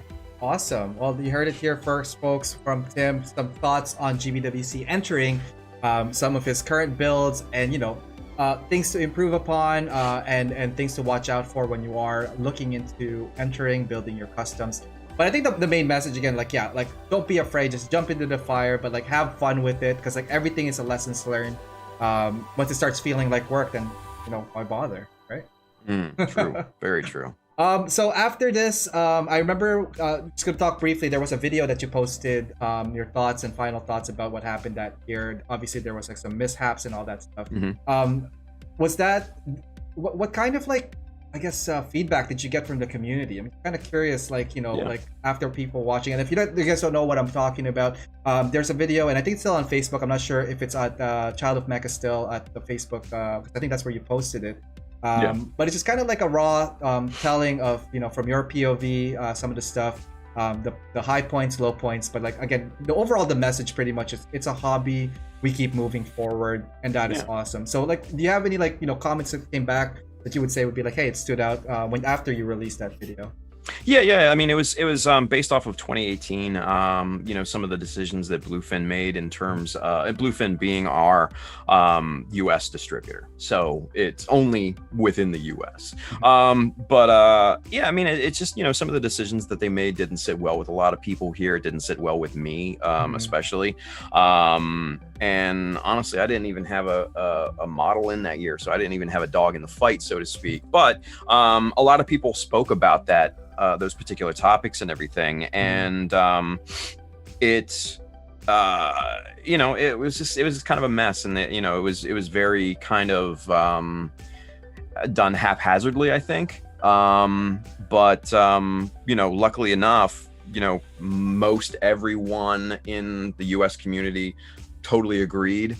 A lot of people spoke out about it. Zach, I think, made a video on it too. Yep. So many people were like, hey, you guys are, this is the way to do things. This is not right. Luckily enough, they listened. They really did. And talking to the Bluefin reps and stuff like that, they are doing, I think they've righted the ship, so to speak. Mhm. And I think we're on a really good path at this point. And you know what, Yeah. I honestly, I fully support their efforts at this point. They've not given me any reason to doubt them right now. I think they really know where everything stands in terms of the community here in the US. Not having GBWC this year, but then also having the Bandai Hobby Open. Mhm. It was a great consolation. It was a fun for a lot of people, you know? So that was awesome, and it was a great idea. And that was from David Clark at Bluefin, and he was the brainchild of that. And I give props to him, man. That was an amazing idea, and a lot of people had a really good time with it. So no, I think we're in a good place. I think we're on the right path, and I think, you know, Bluefin did a lot of course correction kind of thing. A lot of course correction, a lot of listening, more importantly. And I think they're doing the right thing right now, and I fully support them. So. Awesome. Yeah, no, and again, coming from Canada, your sister country up here, we did watch it too from our community. We obviously talked about it amongst ourselves. It doesn't affect us like directly, but also it's just more of like community morale, because like, you know what, like we want to fight you guys competitively, and we want to do it in the most, you know, honorable way, the most fair way. And I think you know, platforms like GBWC online competition speaks a lot to any country, regardless if it's the States, Canada, Japan, or whatever, because I think all of us have like a, you know, a mutual understanding of like, you know, the ground rule. This is how we're gonna duel. This is how we're gonna you know, compete. And I think that year there was definitely a lot of heads turned on. And again, I'm not going to any specific details because it is done in the past, but it is one of the times that I connected with your video, and that's when I'm like, hey, this dude right here, this guy is real.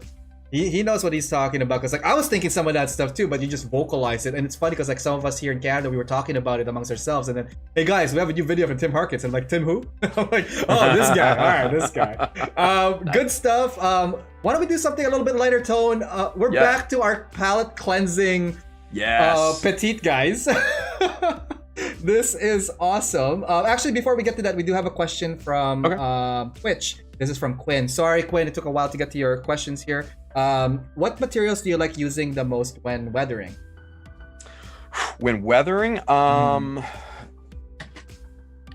these guys right here, this Tamiya weathering palettes. What are they called? The Tamiya Weathering Master. But they're just little palettes, right? And they've got like little pigments and stuff in it. These are amazing and so worth their weight in gold. Get the entire set if you can. They're so easy to work with, and they're so great. They leave nice subtle tonal gradations and stuff that you can't achieve pretty much any other way. And I just love them. They're my favorite. I've used them. I think I have only B and C, and C is the one I use the most because that's like the nice dark tone sud and all that brown. Right. Wow, that's the thing is like these are common tools. Like I thought you would have like some like, yeah, well, this is my pre-mixed powder. I totally collected this from like the San Francisco dust. Right. Awesome. I got this in the mountains of Chile. I forged this through the flaming volcano in Italy. Right. Speaking of palette cleanser, petite guy, we have another one here. This one is a fun one. It's different. It's different, same. There's also a whip photo that I threw in there, but this is the crossbone petite guy. Crossbone petite guy. This one was cool, and again, it was just like another palette cleanser, just because you know, I had to do something different from the Aussie, right? So I went back to the Bear guys, and you know, this was another quick build. This was like a month or two maybe, you know, and did the same thing, you know, grafted the Mohawk and the V fin and everything off of the BB SDs and the little gauntlet shield pieces. It looks really awesome. And all that. What would you say is like the most challenging part of working with something small like this, especially with lots of round surfaces? Lots of like, you know, tiny little, and there's also like gap of holes that you have to fill in as well, right? For SDs. Yeah. So with the SDs, you know, I had to fill in the opposite side of the weapons and stuff like that with epoxy putty. There's a perfect example of the hollow bits on the weapons and stuff. and grafting the mohawk and the V-fin onto that curved surface. You Right. lay down epoxy putty, and you just you contour that in, and then you shave off the excess to blend it, and it's good to go. But yeah, it's a kind of a pain working with the SDs, but it's just a different level. They're just fun. The other thing here, I have a photo right now of you masking the crossbone out in the V-fin because it was all one piece, Yeah. right? Yeah. Wow, what's going through your head when you're taping this? This was a dumb idea. Yeah, that was basically going through my head, and that's the same thought that goes through my head whenever I'm masking. Just why do you do this to yourself? This is just the dumbest idea. Why? Just why? But it's totally worth it in the end because like I said, I don't hand brush anything. I don't like brush strokes or anything, and I'm not. I just don't want to risk it. I want the same level of quality, paint on all the pieces, no matter how big or how small. So that's why I mask and torture myself. So what are you gonna do? Awesome. Well, I think okay. There's a couple of more stuff. I mean, the payoff really came through. There was a lot of really good details. I love that you recognize right off the bat that it's a crossbone, and it's such a cute crossbone. Definitely a palette cleanser for you here. There is a question from Hasaki here. He's asking, when is the next palette cleanser for Tim? Who knows, man? Yeah, it's TBD, Handren. TBD. Oh man, and one more question over here at Twitch. What do you use to scribe? That's from Riot. Oh yeah, BMCs. BMCs. Woo. Yeah, these are my tool of choice. Those are some pricey, dicey thing. How many sticks do you got there, Tim? How many colors of handles do they make? Yes. The answer is yes. Someone needs to send Tim that Hello Kitty Gundam. Oh, it looks like you might be getting a Hello Kitty Gundam SD, man. Oh, that's a lot. I have that many. My God. That's a perfect grade right there, easily. I have a few more over there too that I hardly ever use, but hey. BMC is probably like the toppest line. I ask anybody that used chisels. BMC is number one, the top, and number two, sometimes hard to get because like they only do limited runs as well for these guys. Yeah, I mean the supply and demand is very off balance. So the demand is very high, the supply is very low. Even in Japan was like they're hard to find. And they're made over there, right? But no, I started with BMC, and that's kind of like, my my preference. Awesome. MadWorks is great too. Don't sleep on MadWorks, but for my workflow, having the storage unit right here is that's golden. I that's a selling that. Point. Yeah. All right, why don't we safe? Why don't we get back here real quick? We're gonna do a quick commercial break again. Tim, how are you holding up, man? Still energized? I'm doing good, dude. Yeah, man. Dude, always. I seriously, I checked the clock. I'm like, we've been talking for at least maybe 20 minutes at best because it was fun. Freaking another hour passed. We've now crossed almost our 2-hour mark. I hope you're not getting winded yet because we're at the last leg of our presentation today, our show. There's a lot more images to come. There's a couple of oh man, there's just some more stuff to come, and I want you guys to see it. It's gonna be awesome. Again, we're joined tonight with Tim Harkins here, Child of Mecha. I just want to shout out to everybody there on YouTube Live and Twitch Live. There's a Spanish question, and I don't know how to say this now. Tío, le puedo hacer la pelada? Somebody translate that for me, please. Julio, hang on. Let me type that in the chat. Where is Julio? I'm so glad we are a very multicultural, diverse community, and you have fans all over the world. Tim, just want to let you know that some of these guys are probably South America. We got some over in Asia here, man. You're worldwide, so that's pretty cool, man. I love the South American guys, man. They're the greatest. They could be crazy, muy loco. Nicolas Tejada Sanchez. Is NTS still up? Holy cow. We're going to get some NTS questions. I have some questions for you for NTS after this. But anyways, why don't we do a quick break? There's my break thing here. And we'll be right back here with Tim Harkins with more photos here at AO Mecha Live. We'll be right back. Hey, what's up, guys? It's Ariel from AO Mecha. I just want to let you guys know about all my other social media outlets if you haven't had a chance to check them out at facebook.com/AOMecha, on YouTube, youtube.com/AOMecha, on Instagram, instagram.com/AO_Mecha, on Twitter, at AO_Mecha, and on Discord, fairly new. That one is AO_Mecha, #3414. Anyways, hope to hear from you guys. Through any of those platforms, feel free to DM me or PM me, as well as emailing me. My email is aomecha.info@gmail.com. Just want to let you guys know that this episode is brought to you by USA Gundam Store. Please check them out, www.usagundamstore.com, and save on your purchases when you use my discount code AOMecha10. All right, let's get back to the show and see what's going on there. All right, welcome back to AO Mecha Live. Joining us tonight is Tim Harkins, the child of Mecha. We've been going through some really cool photos, but more to come. We were just laughing during the commercial break. It was like, we finally got the translation. And I got two different translations. One said, from Riot, you just said, can I kiss his bald? Okay, that's one. And from Gunpla Urage, I want to kiss you baldly. Baldly. Baldy.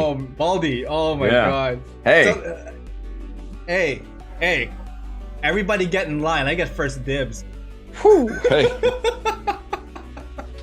Oh man, Jonathan Velasquez says, oh man, I want those chisels. Yeah, you do. Like, name one who doesn't. Let's clean off some more questions here while we're going. This is from Nate He. Nate He from Montreal. He was a feature builder as well. Very talented, by the way. Oh, you got recognized by Senpai. I hope Nate is still watching, but some questions that arose. If he were to list his top 3 recent builds that he's seen on social media, what would they be? Oh my God. That's a tough one. Right. And he's only asking 3. I mean, it could be millions. Well, I mean, and just remembering things that, resonate and stuff too, it's tough. When I saw the because you sent that question beforehand, I read it as like my top 3 builds, not like online. I'm like, I don't know, man. Have you been following any recent postings and events and all that stuff, like builds and all that? I should, but I don't. All right, so let's get serious about this. Okay, so top 3 builds in recent memory.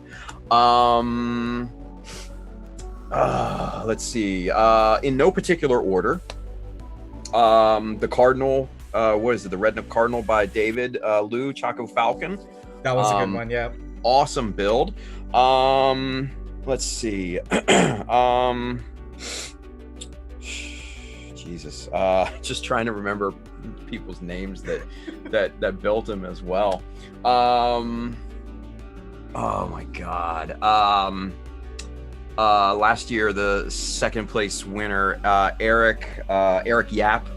Oh, Eric Yap, super awesome guy. I've been talking with him because of I want to purchase one of his air thingy. Spray booth. Yeah, it's cool. I want to support the guy, and he's super chill. God, Eric and I are both old school. Yeah. So when we were in Japan last year, we were just talking about, oh man, back in the old days, we didn't have to do this crap, and it was so awesome. And I've actually known Eric for probably a good number of years. I mean, not necessarily really close or anything, but I've known of him. And he used to be on the childofmecha.com forum back in the days, right? Pre 2007. And so yeah, finally meeting him and seeing his work, just mind-blowing. So that was definitely an amazing one as well. And last one. What's gonna come to your mind? Man, from 2016, Devada. Adri from Indonesia. Yep. Oh, that was such a beautiful build. That's the one with the reds, right? Like it was like a red. It was like a brownish. It was a wing Gundam, but it was very ornate, and the wings were huge and everything. And it was just beautiful. And one of my favorite builds. Doesn't nearly get enough credit. So those are just like my 3 off the top of my head that I can remember. And they're all good builds. And the thing is, like with a lot of people building these days, it's very tight competition as well with what stands out and all. But when you do execute a nicely done kit, it does become memorable. Kind of like what you have done so far. And we're gonna get to some more of your kits. One more question here, or a couple more questions before we go. Do you have from the recent announcements and all that stuff? Do you have a most anticipated upcoming release? I don't really get jazzed on news releases, honestly. Okay. I'm just like, oh yeah, that'd be cool to build, you know. But I am kind of jazzed about the new DOMs. Ooh, yeah. That are coming out. I guess the 1.5s, I think they're calling it. I love DOMs. So getting a better one than what's already out there seems like a cool thing to me. So. Yeah. No, my favorite Dom is Toretto. Well, family. Right. 0 to 60 in no time flat. Muscle car. Family. Yeah. Last question here from Nate as well. Favorite non-Gundam mecha from movie or sci-fi? Non-Gundam mecha. Oh, God bless America. We got the robots and we got the guns. We spell freedom with G-U-N. Pew, pew, pew, right? pew, pew. Jesus. Holy shit, man. Non-Gundam mecha. Okay. It'd have to be like Voltron, the Five Ooh. Lions. Yeah. Old school, yeah. I can see that. Yeah. Not the new Netflix, even though that was series, which was really amazing, by the way. That was the OG. awesome. Yeah. The OG Five Lions, the square bodies and stuff like that. Love those. Those were like, that was my youth. Oh man. Yeah, we're definitely in the same age range, man. But like, forget age right now. This is more for like, this is what legends are made out of. Let's go to the slides real quick. Uh-oh.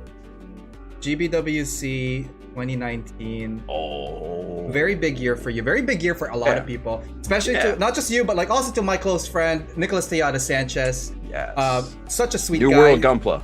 And we're going to get to that story where you guys met up. And I want to hear that story as well. But like, GBWC 2019, you skipped on 2018 because of reasons and all that stuff. You came back hitting this thing hard. Because when we saw the whips on your streams, because now you're really ramping up your stream, you're ramping up your social media platforms, awareness, and all that stuff. Airdrop, drop top, sugar top. This thing is sick.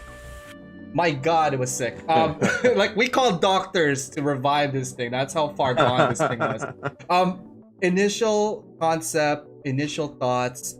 Can you tell us, walk us through the journey of Airdrop? Oh, man. So I'm working on my GM, converting a Master Grade Sniper 2 to a GM Spartan. And that's what I was doing on stream at the time. And I just had kind of gotten burned out on it. I got tired of it. So I switched. I shelved it and I switched over to a Jesta because I was just like, you know what, I'll just do like simple details on this, and that's all I'm gonna do. Just keep it simple. It'll be a learning experience. We were teaching classes at the time. This will be great to illustrate that, right? And you know, I just kind of got into it and was having a lot of fun with it. And then I'm surfing around Instagram and I see this concept art of the Zaku with parachutes, and he's got the knife and everything, and he's ready to rock and roll. It's a popular image floating around. So I'm like, man, that would be really cool to do, right? Like I could do that. This might even be a GBWC build. Hey, I don't know, maybe, right? So what we have here, Tim, on the screen, I don't know if you have it yet, but like we have, I took a snip of the whip of your Jesta. I think this is when you just start initially putting the panels onto the kit. Looking really good. So like from here all the way to the end, it just kept building on top of the details on top of top plates and all that, right? Yeah. And you know, the inspiration for it was just to do simple details, something that, you know, I could teach anybody to do, something that, you know, with a little bit of experience somebody could achieve, right? I didn't want to mess with proportions. I didn't want to do any crazy scratch building on this or anything like that. Just, you know, light customizations and simple stuff, right? But it evolved, obviously. It did. and it grew into something a lot bigger than what I had intended, right? So as I got into it and started developing the idea and everything, and it was just kind of a snowball rolling type of process, I figured I'd give it some parachutes and drop it out of the air, you know? Yeah, it just kind of took on a life of its own.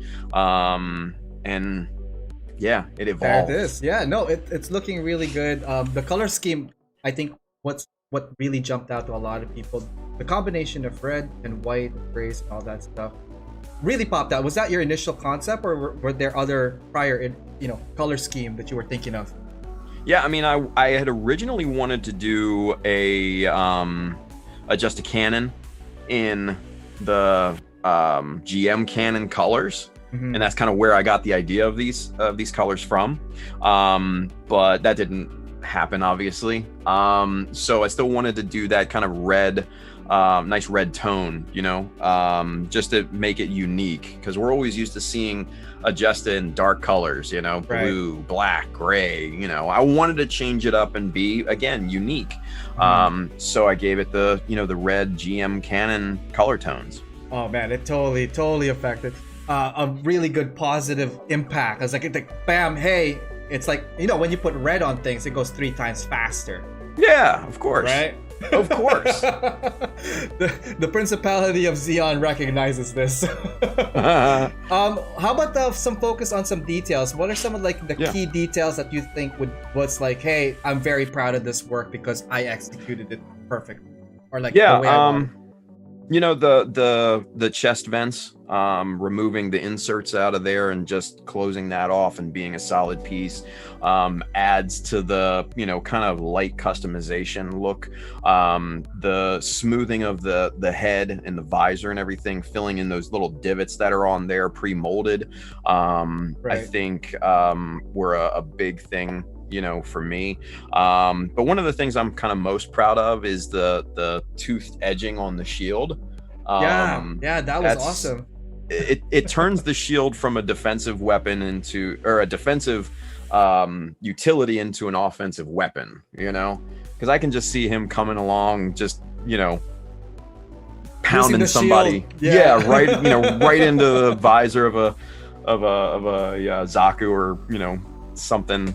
So for this one here, you didn't weather as much, but there's definitely lots of outlining details. I'm talking about the gray outline of the corners. I see it a lot on the edges and all that stuff. Was that a technique that you wanted to do for this, or is this something different that you were approaching on? It's something I did on the Aussie, but it didn't get nearly enough visibility because of the bad chipping that I did on that. So this again was the main component to all of that. Right.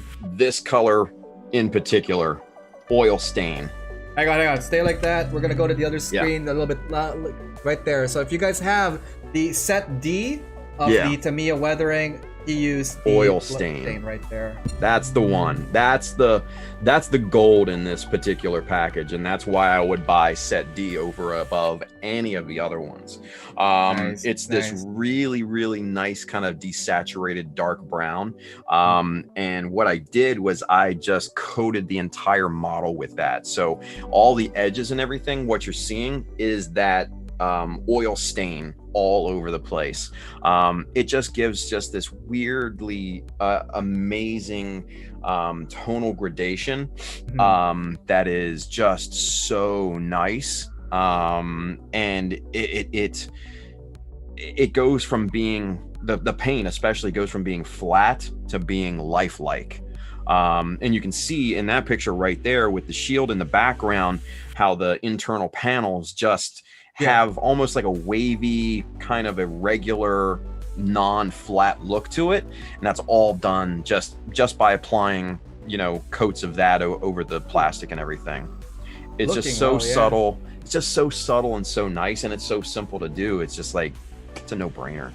So we also notice a lot of scribed lines on this one because the legs usually come in a solid thing. How much? I'm assuming you used your BMC to scribe these lines. Okay. Oh yeah. And see here. There was a question here. What scribe size do you usually use? And that's from Riot. Question from Great Twitter. question. One of the most asked questions, if not the most asked question. I have 3 main starter chisels that I would always recommend. For 1/100 and up, for your panel lines, 0.15. 0.3 for small notches, and then 0.5 or 0.6 for your larger notches. Those are going to get you into the ballpark, and that's going to take care of probably 99% of your needs in terms of custom scribing. Now for 144, for under 1/100, which is your high grades and stuff like that, the only difference that I'd make is that 0.15, tone that down to a 0.1, because the panel lines obviously are going to be a little bit thinner because of the scale. So that would be the only difference. But those 3, if you're going to get any 3, get those 3 first, and then, you know, sky's the limit after that. Awesome. And how many passes do you do after you... sorry, let me ask this one. What are your process when you're scribing? Do you use Dymo tape? Do you use some kind of like stencil? Like what's from start to finish when you start putting, like conceiving the idea of like, hey, I'm going to put a panel line on this leg here or something? Lots of Dymo tape. I also created what are called scribing jigs, which are just pieces of plastic strip at an L style angle, right? Hang on, I guess I zoomed into you real quick. So I don't know if you guys could see that a little bit better, but hopefully you can.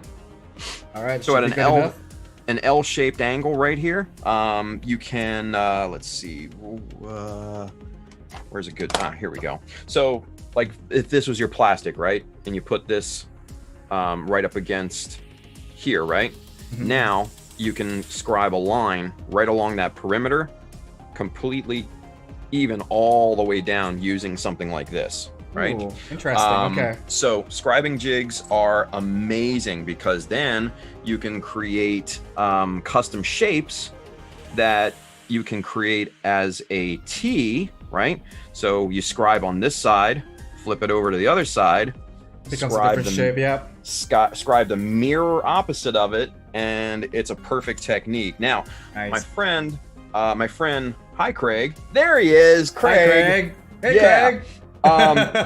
He was smart enough to make his own 3D printed versions of these things. And you can get a set of these from my friend Colin there, Mr. Hi Craig, and a bunch of other cool stuff too.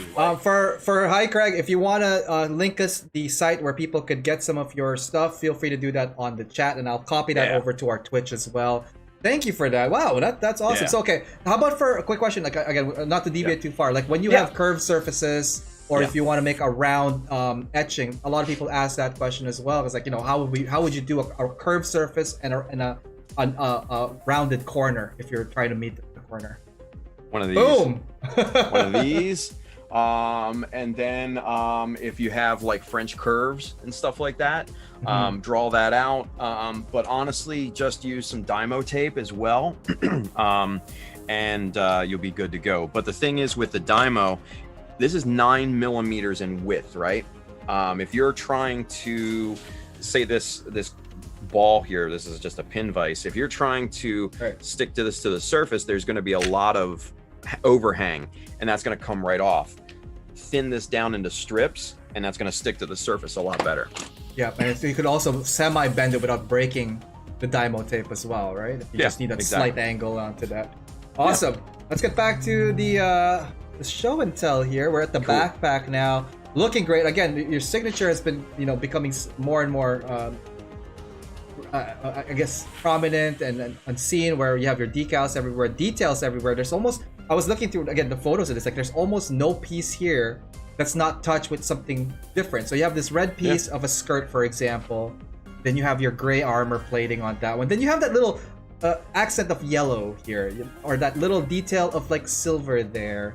Awesome stuff. Like what was going through your mind, like when you're doing your workflow process? Are you still treating this like every piece is a separate project kind of approach? Oh yeah. Every single piece needs to have not only a technical appeal, but also an aesthetic appeal, in my opinion. So yeah, I mean the backpack is no different, you know, because it was Very, very simple out of the box. So it needed something else to make it visually appealing, right? But yeah, I treat every single piece, single surface as a blank canvas. You know, Ruslan, Mr. Bill in the chat. What's up, Bill? He would always say that I have a fear of blank surfaces. So he's probably right. It's probably, yeah. And we're now at the leg section here. Again, some of the most detailed areas obviously are the leg, because like one of the bigger ones, pieces of the body as well. How did you deal with seam lines for this kit? Thankfully, the Jesta is very light on seam lines. The master grade is very, very well engineered. So there were really no seam lines on this particular kit that I really had to worry about. Okay. Which is just Bandai engineering. It's awesome. You know, modern master grades are a work of art, really. So thankfully I didn't have to worry about any seam lines. Oh man, I'm working on a G04 RX78 G04, older school. Yeah. And the thing is, like, because I've been building a lot, especially with Backlog Builder, I've had a chance to like build all the newer high grades, some of the older high grades, master grades, RGs, and all that. The engineering has gone so far from when that kit was originally released to the design engineering that we have now. And the way I see this master grade is almost like it's a high grade, but like in a bigger scale. Like an older high grade with a bigger scale. So big time. Oh man, I do have a question for your Jesta, and I don't know if I read. I must have missed it if you didn't explain it. The rooster, right? The rooster decal. What's the story on that? So the story on that is one steeped in tradition. So my local hobby store that used to be around my way closed, and they were having a big blowout sale. Excuse me. And they had boxes of water slide decals from all sorts of other genres and stuff like that for like $1 a sheet. And I'm like, oh, well, let me partake. So I just went through, all of these boxes. I stood there probably for about an hour just going through and just looking at decals and stuff like that, just the graphic design of them, insignias and different things like that. And that happened to be on one of the sheets. And I'm looking around, I'm like, all right, so what unit emblem am I gonna use for this thing? And I found that one, researched it, and it's the Kadera Air Force Base in Japan, actually. It's the Fighting Cocks, the 67th Tactical. I was gonna say, what's that? Is that unit. A year number or is it a unit number? Because like 60, I have a shot now of the chest. No, sorry, not chest. The shoulder armor with the. With the Fighting Cock and 67. You are 2 points off for a full 69, Tim. Yeah, well. Yeah, what are you gonna do? But no, I mean that's still an active tactical fighter wing in Japan. So I was thinking, I'm like, what if this tactical fighter wing evolved from using planes into using mobile suits? It's an airdrop. It could happen, right? So it was kind of an artistic stretch. So took their logo, kind of reworked it a little bit, put the 67th Tactical Mobile Suit Squadron underneath, and so. Yo, Julio's he's lying. Apparently he's lying. Julio shit. I know, man. Julio, give me some facts. Some facts. Oh, man. We were just looking at some of the shields here. Great story on that too, by the way, Tim. Like, it's good to like recognize real world and application in the what ifs. I think those are really cool, like story add-ons to the kits, like, or to the, to the builds. And right now we're looking at what you mentioned earlier. You were doing the jagged edge to the shield, and this is like becoming more of an aggressive aggressive utility, as you mentioned earlier. What did you use again to cut all those curves out?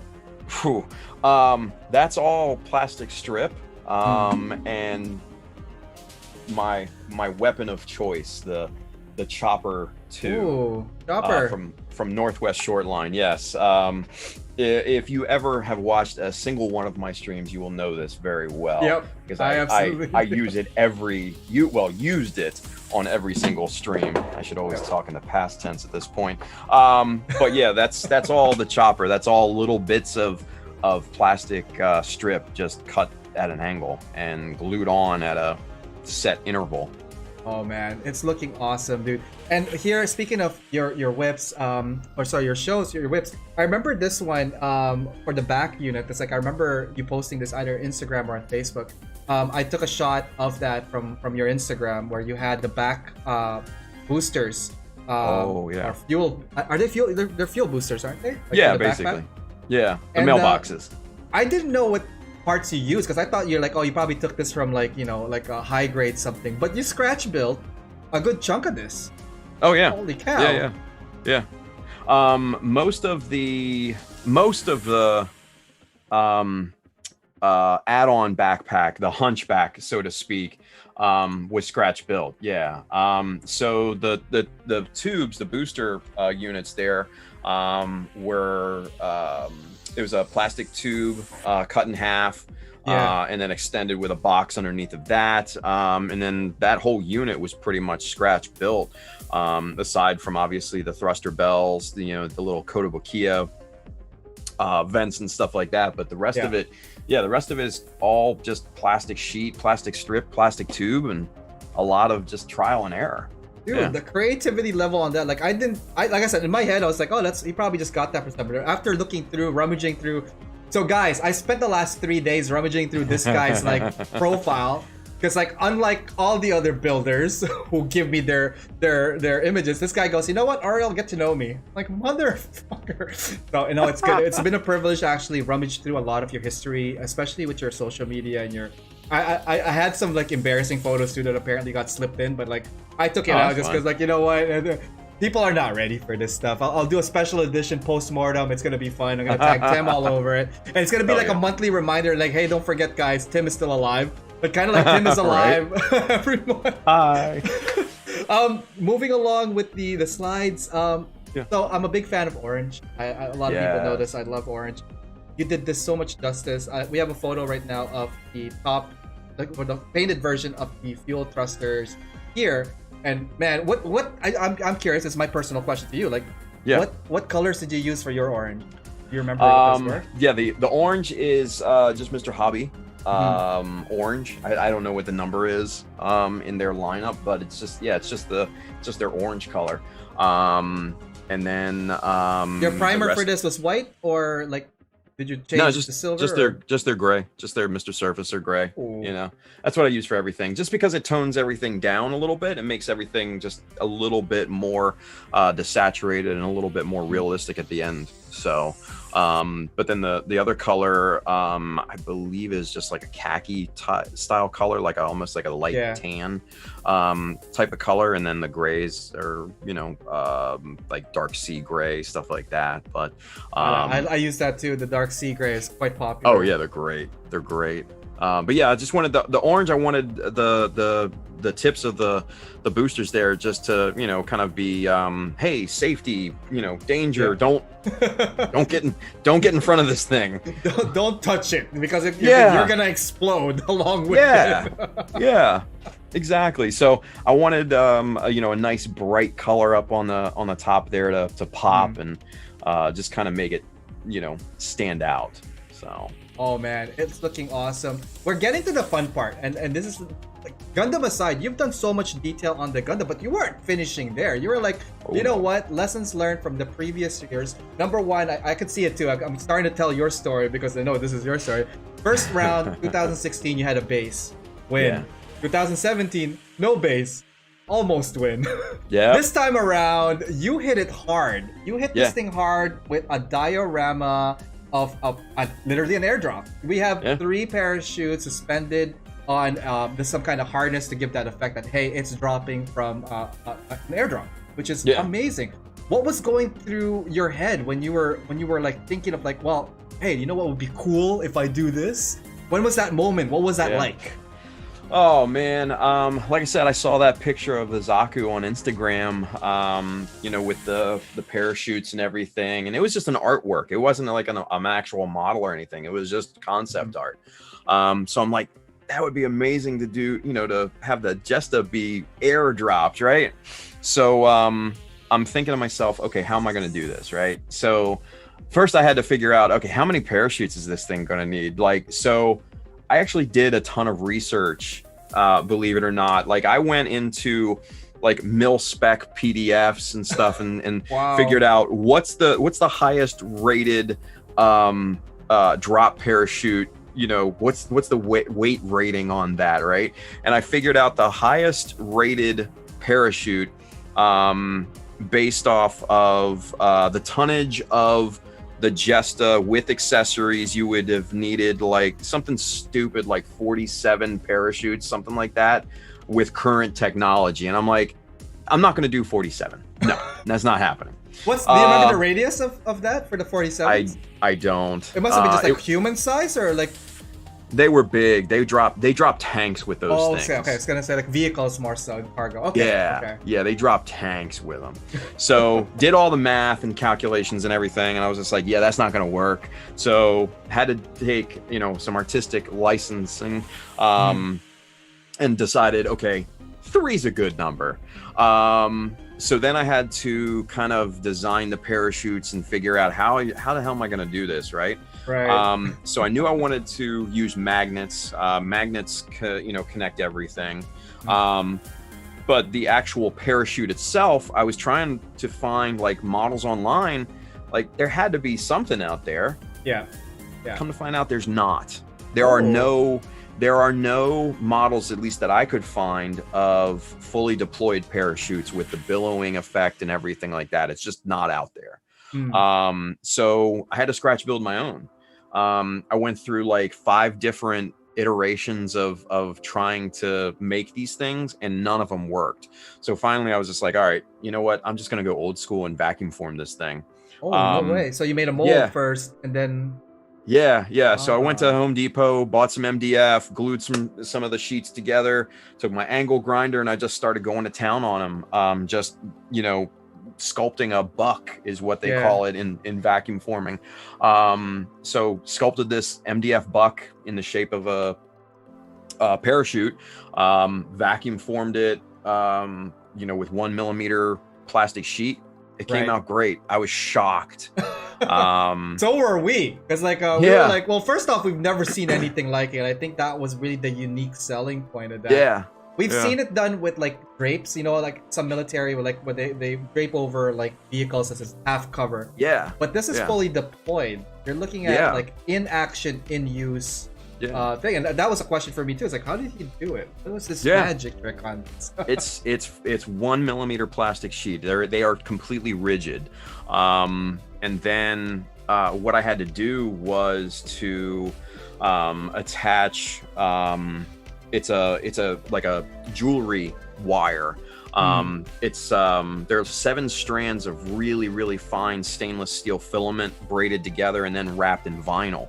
And it's extremely thin but stupidly strong.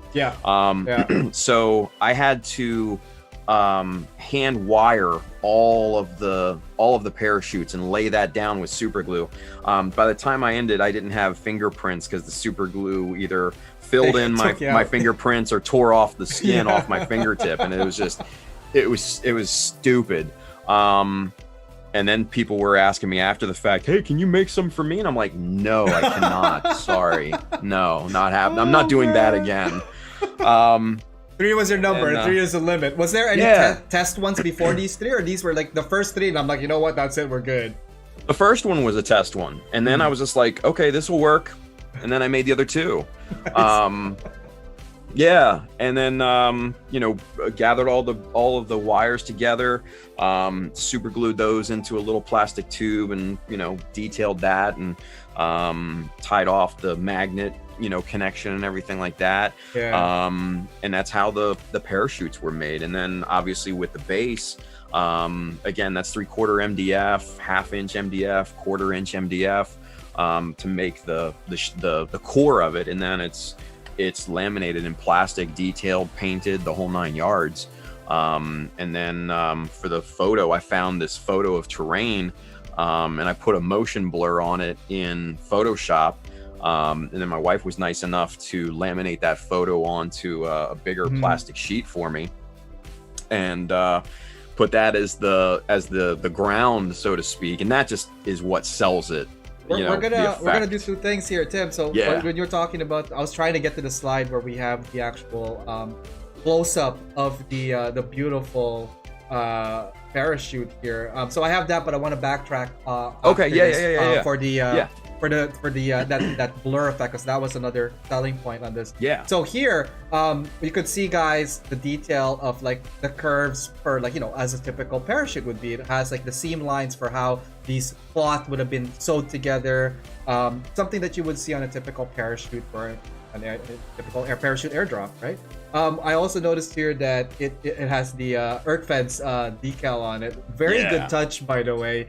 It's subtle. You know what I was thinking too? Again, this is totally like post this thinking, like a giant EFSF like brand, like EFSF, like, man, like they know you're coming and trouble's about to get them, Oh Like, yeah. it's like I looked at parachutes, military parachutes, and they were all like super simple and everything. So I'm thinking to myself, all right, just keep it simple. Just keep it simple. Make it look good. Keep it simple. We're gonna backtrack real quick to because I was going through some of the images to show some of the details, because there's lots going on with this base. But one of the unique thing here is that photo that has that blurred ground effect, and you said your wife helped you out with that one. That's awesome. Thank you for that. Yeah, Mrs. Harkins. Absolutely.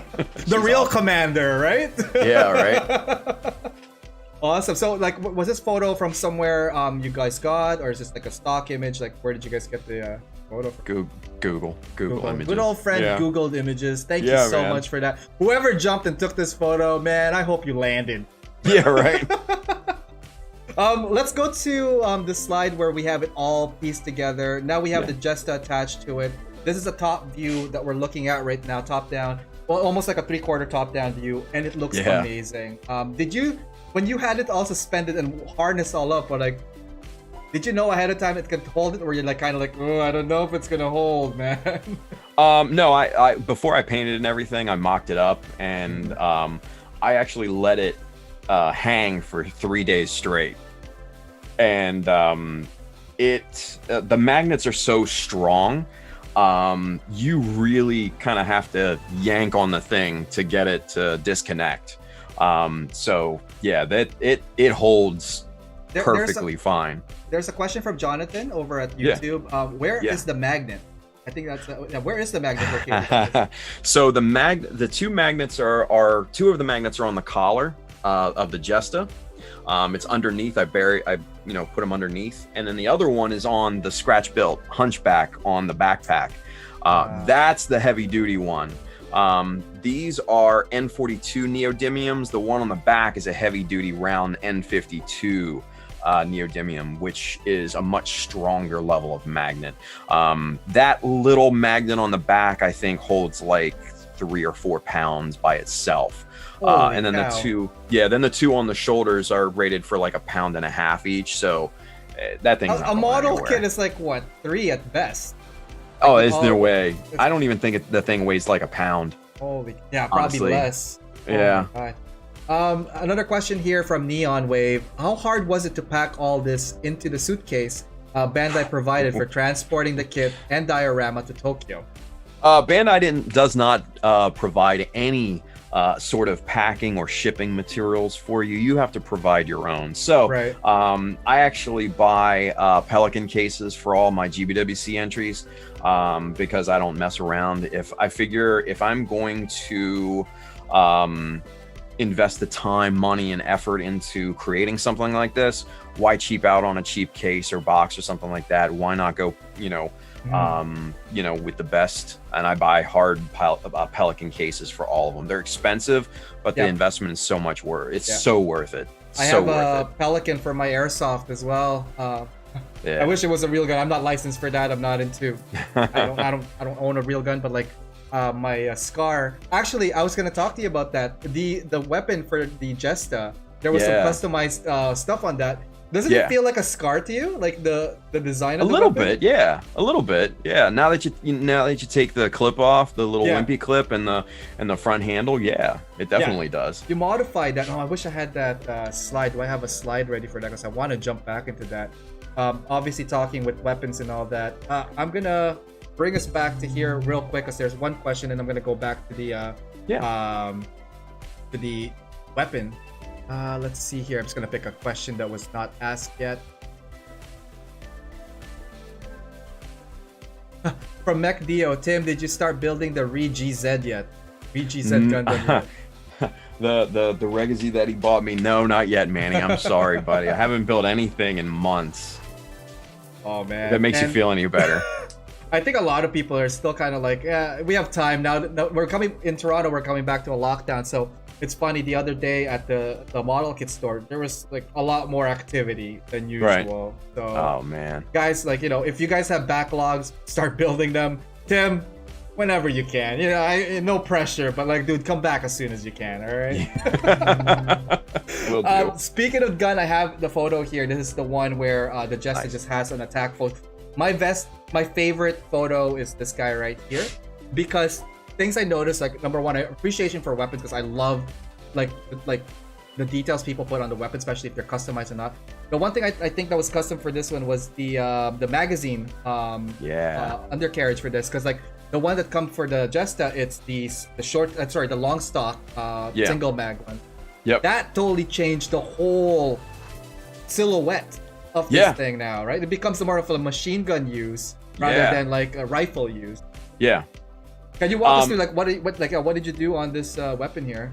Yeah, so the Jesta comes with three mags. The three that are in the forearm storage right there, and then the one obviously for the weapon itself. So what I did was I took the spare one, the one in the weapon itself, and basically cut that down and then built a box around it so it still had the same connection point, and just built the box around that, and just detailed it up, painted it the whole 9 yards, and now the thing's got a box mag, and he's ready to hit the ground, fighting. So. Yeah, definitely. It's more of a heavy attack, and Hasaki is saying that like it's more of an LMG now, and absolutely right on that one. Yeah. I'm gonna go back to Tim because I could forward back and not mess with you guys face because like we've gone through so many photos.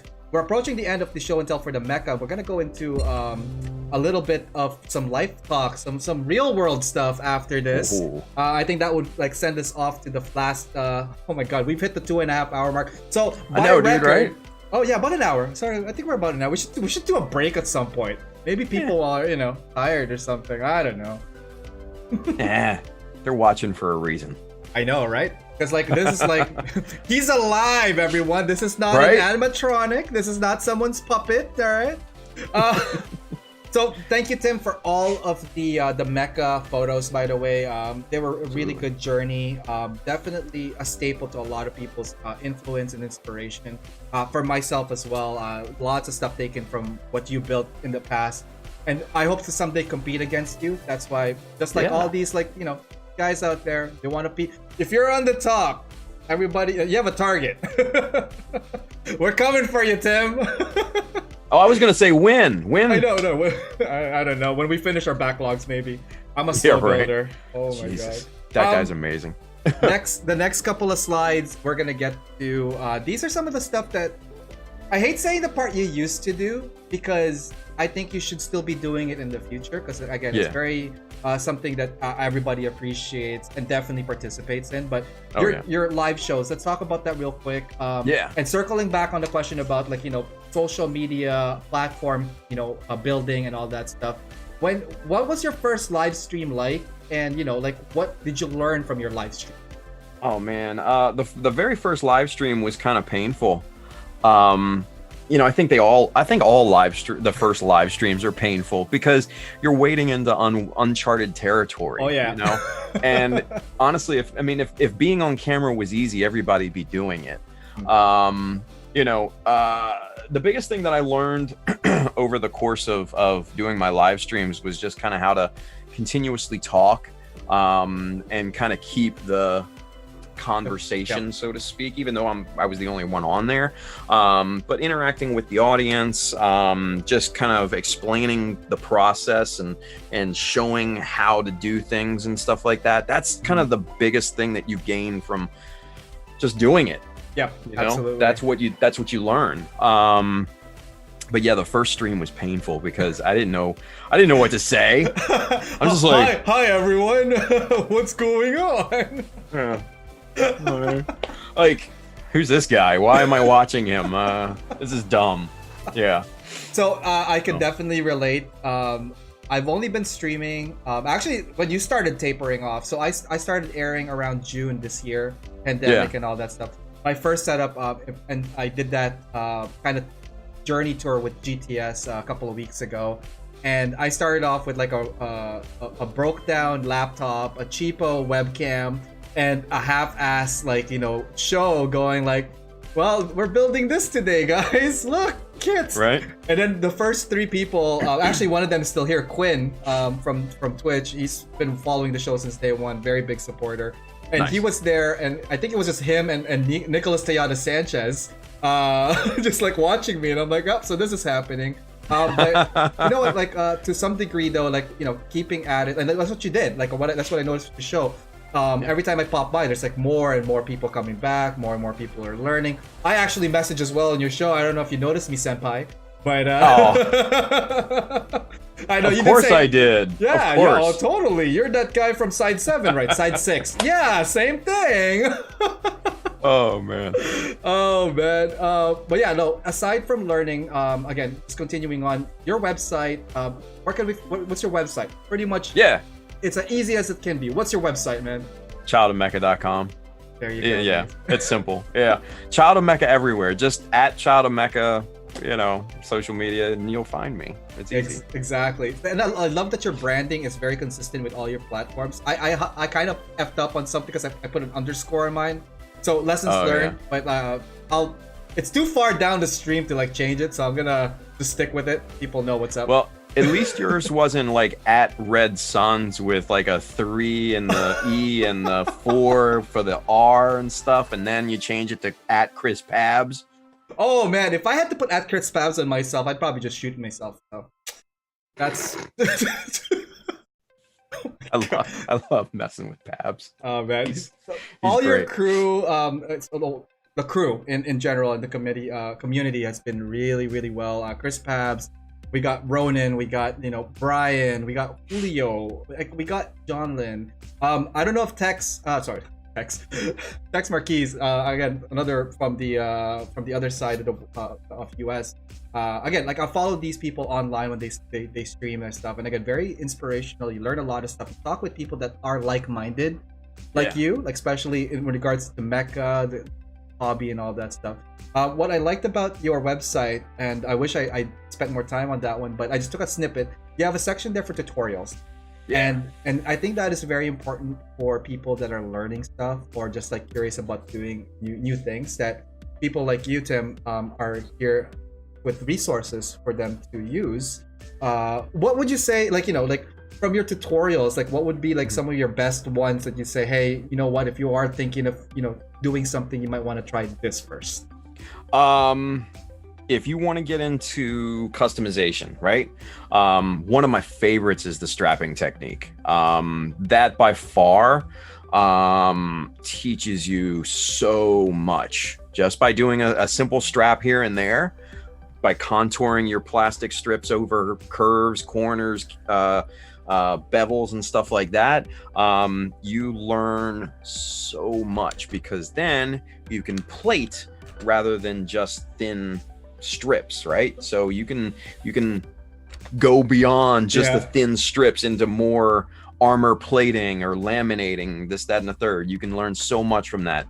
But that would be the big one that I always do, just because I love that particular technique. I learned that from an old school modeler from Hobby Japan, Motu Asumi.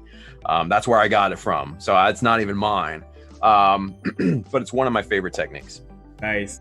Awesome. And yeah, there's lots of stuff to see there. Also, you have a YouTube channel that has a whole bunch of stuff. Everything from mechanism, the talk show, some tutorials and all that stuff. Circling back on Mechanism, I know more recently there's like, others now on the show continuing on Mechanism. Do you want to do a quick shout out to those guys and what they've been doing, and how did you meet some of them? Like, I'm kind of curious some of the background on some of the key members of Mechanism, man. Oh man, just online and stuff. Just Z and Chris from Chicago. I joined the Chicago Facebook group, and that's kind of how I met them. Nice. Same thing with Kyle. Clueless Gunpla, same thing. Freddie and Clem, Angel, Brandon, Tex, a bunch of the folks out on the West Coast. Yep. I met them by being friends with Clem from back in the day and going out to SCGMC. Brian and Julio, Manny, all the hoodlums from New York. That's going it. Going to NYCC. Nice. And just connecting online and going to these places, and we all end up meeting at some point. No matter where it is. A lot of us went out to SCGMC last year, so that was a great time and a nice party. But you meet in different ways online and stuff like that, and it's just family, man. That's it, man. And the thing is, like, if you meet the right people, such a good chemistry and such a good vibe that, like, hey, you guys could do anything, and especially meeting positive people that help your journey in a positive way to attain your goal, be it become a better model builder, kit basher, or just learn new skills. I think that is also a really good key networking. And yeah, like, avoid toxic people. That's another thing too. There's like, the community is not just filled with like great people. We do have the bullies. We have the elites. We have all these, like, you name it, we have it. It's like freaking high school, cliques all over again, if you will, right? So, but after seeing, especially, with Brian's crew, the West Coast, now I'm just getting to know them as well. A center of this all, and I'm sorry that Adam's not here, but I was gonna say USA Gundam Store played a big role, in putting this team together. What was your first interaction like with Adam? Do you remember? I met Adam through Zach on Gunpla Talk. Adam and I had, maybe chatted once in a blue moon before that. But we did on Gunpla Talk, we did a fundraiser Nice. for a charity that Adam gives to the Alopecia Foundation. Yep. And so we did a giveaway for that, for charity and stuff like that. And that's kind of how I really got to know Adam. And he's such a great dude. We obviously have partnered on Mecha decals and things of that, like that, and a lot of other ventures and stuff. So it's just, he's awesome. I've been down to the warehouse, 2 or 3 times now. I just pulled up the photo of you with Adam. For those of you guys who don't know, this is the mug of friendship right here, man. We got Adam and you. I think this is your trip to their warehouse. This is your first time there, I'm assuming, as well, right? Probably, yeah. If it's the one with me in the hummingbird shirt, then that's definitely that was the one. Right on, man. That's awesome. And the thing is, like, you're part of the USA Gundam build team. A culmination of a lot of really great builders, including Zach, Bro Builder. Man, like, just go to the partner site of USA Gundam Store and you'll see all these amazing people. Dude, I'm like one of the newer entries to the group, and I just want to say thank you guys for being awesome. Each and every one that I've had on this show that's part of the partners has been really, really great in regards to being, accommodating to the show, knowledgeable. I think that to me was like the best part of it. Like, you guys bring so much because of your different background, experience, and personality, that you bring life to the community, and people will, like, obviously gravitate to, like, the personality that they relate the most. But, like, I relate with a lot of you guys in a very unique way. So, and that's what I say, like, the community can be awesome if you meet the right people. And hopefully the show that I've been putting out with everybody, like the people that I've been bringing to the show, is inspirational. Because otherwise I wouldn't bring them to the show. If I thought Tim was a dick, man, fuck off. He is, though. He is. He swore at me off camera. He's like, Ariel, you son of a beep. Man, it's been great. So working with USA Gundam Store, you obviously have your products and merchandise. You also have some ongoing prior to that. The latest stuff that you have been producing are the decals. Can you tell us a little bit about that? Yeah, Mecha decals. They are an ultra premium water slide decals, the highest quality decals that you can probably find on the planet Earth. They are printed by our good friends Cartograph over in Italy. They are magicians at what they do. Mecha decals are so high quality, even the smallest print on the 144 scale, you can read legibly.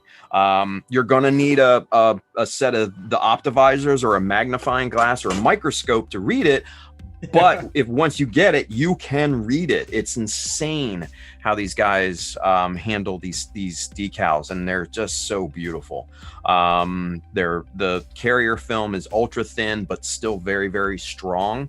And on sheet 3 we have the unit insignias coming out, which I'm really excited about, because they're going to be on the foreseeable sheets for many, many, many times to come. My goal is to design 100 of them, and then have 10 on each sheet. So that kind of shows you how many sheets we're thinking about in the future at this point. So sheet 3 is like I said, on pre-order right now. I finished designing sheet 4 and 5 already. Ooh. So those are in the can, ready to go. Those are in the can and ready to go. But baby steps first. This is only sheet 3. So Mecha decals available at USA Gundam Store, available at some other vendors maybe in your area. Wonderful shop in Canada, Show Me What You Bought, has Mecha decals. So if you're in the Great White North, man, hit him up. He's a good dude. But yeah, Mecha decals are the best, man. They are awesome, and I love to see what people do with them, because every once in a while I'll be like, oh, that's one of mine. That's one of mine. Yeah, I was gonna say, do you often look at people and that mine? Yeah, it is. Yeah. Do you give them the smile and nod, kind of like, yeah? Yeah. Oh yeah. Well, yeah. I'm sitting here looking at my phone. I'm like, that's mine. That's mine. Right. Like Zach just put out his Casval Gundam, and somebody asked, what are those decals? And he was just like, those are Mecha decals. And I'm like, oh, I didn't even see them. That's awesome. So awesome. Yeah, we're really proud of them. Dude, really proud of them. I can't wait to see what else you could come up with, because obviously decals is very important for our detail work. I bought actually decal set 1, the red one, I believe, and I actually used it on my kit as well. So when I find that photo, nice. I want you to do that smile and nod to me when you see it on your phone. So that will be a thing. Cool. Awesome. That's awesome. So back also with your socials, your Instagram. Again, from when I was looking from past ones, you did a lot of customization, whips, photos, and all that stuff. Man, there's so many whips there that I didn't even know existed. Please, when you get a chance, on your website, just have a panel that says whips. Right. And a little donation box at the bottom, and I will freaking donate my firstborn son for just posting all that. I'm so terrible at whips and taking pictures and everything. Yeah. It's just, that's always been my challenge. Oh man. Another thing that I pulled here was the Zaku. This one is like that customized with the melee weapon. Yeah. I just wanted when are you gonna complete these, man? Because I've been teased. Oh man. So the Zaku is for GBWC next year. So that'll be part of the piece next year. That is a remixed, customized Char Zaku. Right. Oh, so man, and then I'm converting a Jesta into an RX-78, and that will be the remixed RX-78, obviously. So these two will be going at it. They were supposed to be done for this year, being the 40th anniversary of Gunpla. Yep. But then the world ended, and here we are. Oh man, we have a couple of questions here, but I'm just gonna before we get there. There was a design here that I really took notice of. This giant heat axe. That looks hype. That looks dope. What's going on here, man? Is it the sword you mean? No, it's a heat. It's not a sword. It's Or is it the axe? okay, so that's the Moa Hawk, mother of all heat hawks. Yeah, that term was coined by my friend Bailey Nice. from the Cutting Mat podcast. If you don't listen to it, I highly suggest that you do. From our friend Joel. But yeah, so now I see it. Yeah, that's the Moa Hawk, the mother of all Mohawk, heat yeah. hawks. That was scratch built. I wanted a bigger, badder version of the Heat Hawk. Mhm. And that's the design we came up with. I literally drew that out on the stream one night, Yeah. live, and then scratch built it on subsequent streams. So you can literally see it come from inception to birth, essentially, on the streams that Would you we ever? archive. Have you ever thought of just going back from my Transformers background? Because like there's third parties that do weapons and all that stuff. The reason why I brought up all these weapons that you've been making and all that stuff. Do you foresee yourself getting into recasting of weapons for custom? Oh man, that's a lot of work. Yeah. If I was to let somebody else do it, then maybe. But me personally, that is a ton of work. And it's not necessarily something that I would want to really get into on a massive scale. Maybe onesies, twosies here like that, but Yeah. nothing mass. If I had to do it, I don't have the time for that, unfortunately. That's a full-time job in and of itself. Oh man, I could only imagine. No, the only reason I did that because I was also looking at the sword which we have on now. These Yeah. weapons that you've been developing and customizing are amazing. Like, dude, this is awesome, man.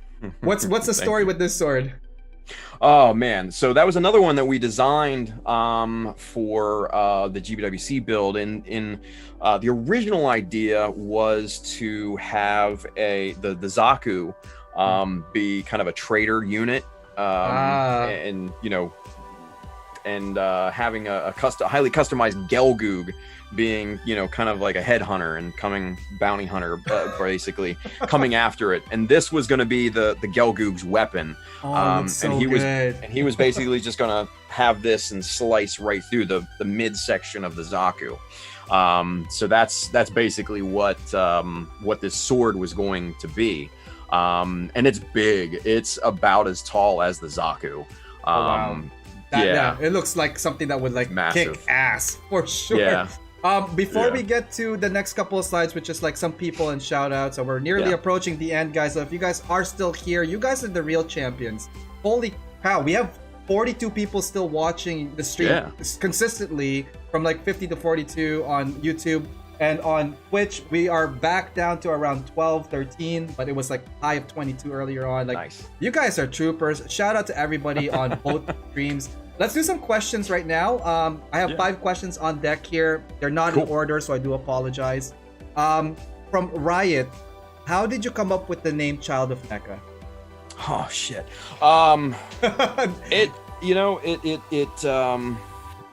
It was just something that kind of popped in my head in like the middle 2000s, like 2002-ish, maybe Mhm. early 2000s at this point. And honestly, I don't even remember how it came to be. I know I loved the mecha genre. Yeah. And I had followed it since I was a child, so I'm like, man, Child of Mecha, that kind of sounds cool. That's got a neat ring to it. I'll go with that. The chosen one. Bring it, the birth of this child of Yeah, Mecha. Yeah. That's awesome, man. So from there, it just kind of stuck, I'm assuming. Yeah. The rest is history. That's been my brand. So yeah. And it is a awesome brand, and you're still developing more stuff with that brand, which is cool. I can't wait to see what you've done. You've done shirts, you've done some prints as well, you've done some stickers that I've seen. I don't have all of them on the slide because we're gonna be here for like tomorrow morning by the time we're done with that. We tried to cram 20 years, like we were talking offline before the show. We're trying to cram 20 years worth of talk into a 2-hour show. We're now crossing 3 hours, by the way. Oh my god. And you know how many photos we shaved off earlier on too? Because like Oh, I said yeah. Tim, I'm like, hey Tim, this is how much photos we have. We're definitely gonna hit Yeah. the 2-hour mark. It's like, oh, maybe you should cut some more of that. Well, thank God we did. Because I'm Yeah, like, for real. holy cow. Let's continue on with the question. I got 4 more here, and then we're gonna go back to a couple of like life stories, and then we are gonna call it. Which mobile suit have you always wanted to customize or build, but has never gotten around to? Oh man, good question. The Hayakushiki. Nice. Yeah. Because I have a great idea for it. And I've got one actually sitting over there on my vacuum former right now, fully assembled. It's just bare plastic right now, but I've got some great ideas for it. So that would be the one I really want to get to eventually.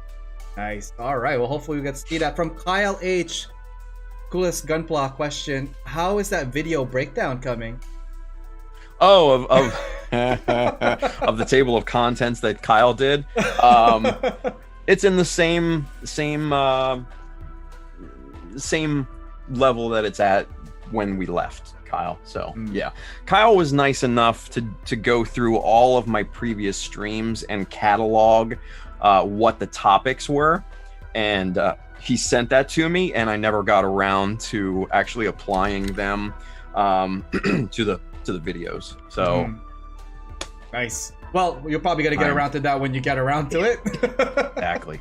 From Hasaki Art, ask him if you're ever gonna join back on Mechanism. Ooh. Think you'll pop in a Mechanism once in a while, man? Yeah, I think so. Yeah, whenever I get the itch. Yeah. Or if there's a spot for me there, Tim, I'd be happy to fill in for that. Because Brian was like, I was like telling him, hey guys, when can I stream with you guys? Well, you better ask, Big Daddy, Papa Daddy, shit. Tim, because we're little bitches about it and don't want you to play with you, man. I'm like, all right, fine. You know what? I'll do you one better. I'll have him in a freaking show and ask him live. I know Brian was probably playing it safe. So Yeah, that's no, all absolutely. So yeah, well, Tim, can I join play with your kids? good. We'll have to see. Okay, fine. I'll have Brian back again in the show and we'll ring him here. It's gonna be fun. There you go. Oh man, good stuff. Last question here. Let's see. Tim, let us have this build. I'll make it a version Z. Oh, that's for the previous build. Oh, I don't know what it was. It was probably the sword? Oh, I don't know. Oh no, that's a little bit too far down. Sorry, guys. Let's see here. There's a comment from Ronan. He said, say something nice to me, Ariel, because I'm a dick. And I'm like, yeah, Ronan, you are a dick. A big dick. Pretty much. Like Robin to Batman. You're really an awesome guy. You're like the best sidekick ever. You see where I went there? I think I was going somewhere, but I wasn't. He called you a sidekick, Z. Yeah, that's right. No, the best one though. Not just a sidekick. The best, the good kind. No, the top But is he shelf Dick? stuff.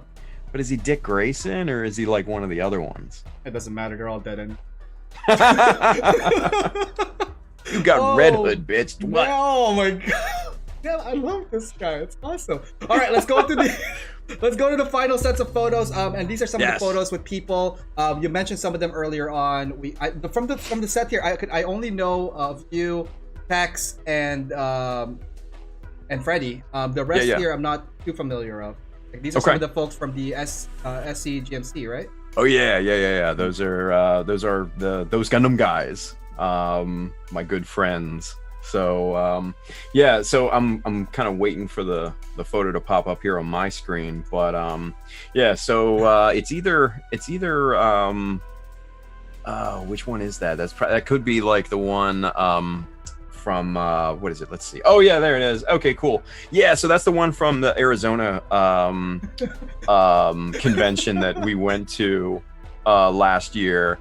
God, what is that thing called? I forget. Pabs is saying to Freddy, the fuck are those orange ass shoes, Frito? Yeah, I mean, the dude's dressed in all black, but he's got bright ass orange shoes. Like, what the hell? Oh my god. And it's Arizona. Like, it's 157 degrees outside and you're wearing all black? Like, what's the problem? Like, at least I have khaki shorts on. Shit. Guy. The next slide over here, Mecha Army, the Facebook group that you pretty much initiated. Yes. Really good stuff here. Can you tell us a bit about Mecha Army for those who are not familiar? Yeah, man, Mecha Army just kind of happened. Yeah, Chris Pab's Mosquito Con. That's not the one. No, anyway. Sorry, sidetracked. Mecha Army started just as kind of like a phrase that we used on the streams and stuff like that, and then we made a full-on button Mecha Army thing out of it, and then I made a logo for it, and then I was just like, shit, let's just do a Facebook group out of it, and then it's just, you know, kind of taken off, and it's been really fun. Yeah. So that's just kind of Mecha Army, man. We're just here to you know, support Sabaton. Thank you, Z. Mr. There you go. Ronan. Yeah, Sabaton Con. Sabaton. That's the one in Arizona. Yeah, there we go. Sorry, I knew Arizona. I had it written here somewhere. There we go. Yeah, because we're gonna have Otakume at some point in the slide. Yes, love those guys. And also for Mecha Army, the link is in the description of the YouTube channel. So if you guys are curious, the Facebook group is there. Yeah, I did all the grunt work, Tim. This guy. Speaking of grunt work, we were finally getting to Nicholas Tejada Sanchez, NTS. I don't know if he's still awake because he's an old man. And he's probably like... He is super old. Dead somewhere. Right. I don't know. But anyways, from my personal experience with NTS, great guy, great chap. Sometimes broken English and he can't get puns. But... we all have our issues, don't we? Yeah, I subscribe. So... with NTS, you guys hung out GBWC 2019 in Japan. Yeah. That looked like fun. So, backstory on this one, I had a bet with NTS that, hey, he actually asked me, he's like, Ariel, if I win, will you go to Japan with me? And I'm like, I started laughing, buddy, if you win, man, I'll fly with you. You better get the first round of sake. The thing is, like, I didn't expect him to win, but I already bought my plane tickets to Mexico that year. So I was in Mexico when he's like, Ariel, I won. We're going. Oh no, I was going to Mexico the same time he is, so I couldn't go with him because he called me. He's like, "Hey, are you coming with me?" I'm like, "What do you mean? I won GBWC." I'm like, fuck. So I missed out on this. It looked like you guys had some fun. What were your first initial reaction with Nicholas Tejada Sanchez? Oh man, he's cool. I mean, I've seen his work and stuff like that online and everything. Obviously, because he posts it like every single day. But that's his thing, man. It's cool. If you're not promoting yourself, then what the hell are you doing, right? So he's actually really good at that. Nico's really good at that. But I give him a hard time. It is what it is. Oh, I give him something hard, all right.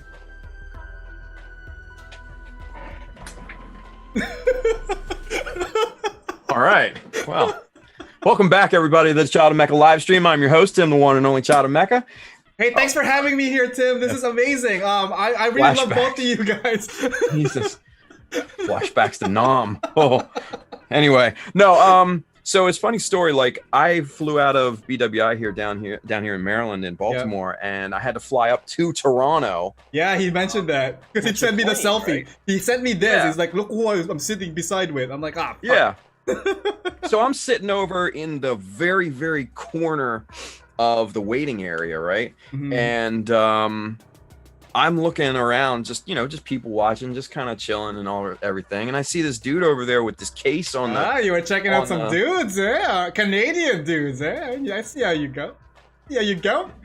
Anyway, no, I saw this guy with this case, and it looked weird, and I'm like, that case looks familiar. Like, I've seen that case before, and like, the dude sitting in front of it, I'm like, he looks familiar, right? So I got up and I walked over and I'm like, GBWC? He's like, oh, yeah. You're Tim! I'm like, yeah. Yeah, it's me. I'm guilty. Awesome. Yeah, sorry. That's awesome. My bad. Anyway, but so met him there waiting for the plane, him and Suzanne, which is he's amazing. Yep. Got on the plane. 15 hours later, we're off the plane in Tokyo, and I'm showing them around and showing them how to get from the airport to the hotel and everything. Showing them the lay of the land, if you know what I mean. Yeah. And that is it, folks. That is the last time you will see Tim Harkins. GBWC Japan experience. I know we're Yeah. you know, obviously running 3 hours now, but like, can you give us some Yeah. highlights from that? Like, obviously, this is your second trip in. You probably know a little bit of like what's about to happen. Like, yeah. what was your experience this time like in Japan? It was awesome. It was awesome. Hanging out with Nico, hanging out with Suzanne. Zach came over and filmed a bunch of videos. So if you haven't watched those, I highly recommend that you do. There's like 3 of them that he made, and they're like 30 minutes, 40 minutes a piece, I think. Yeah, they did Something in like parts. that. I remember watching it. Yeah.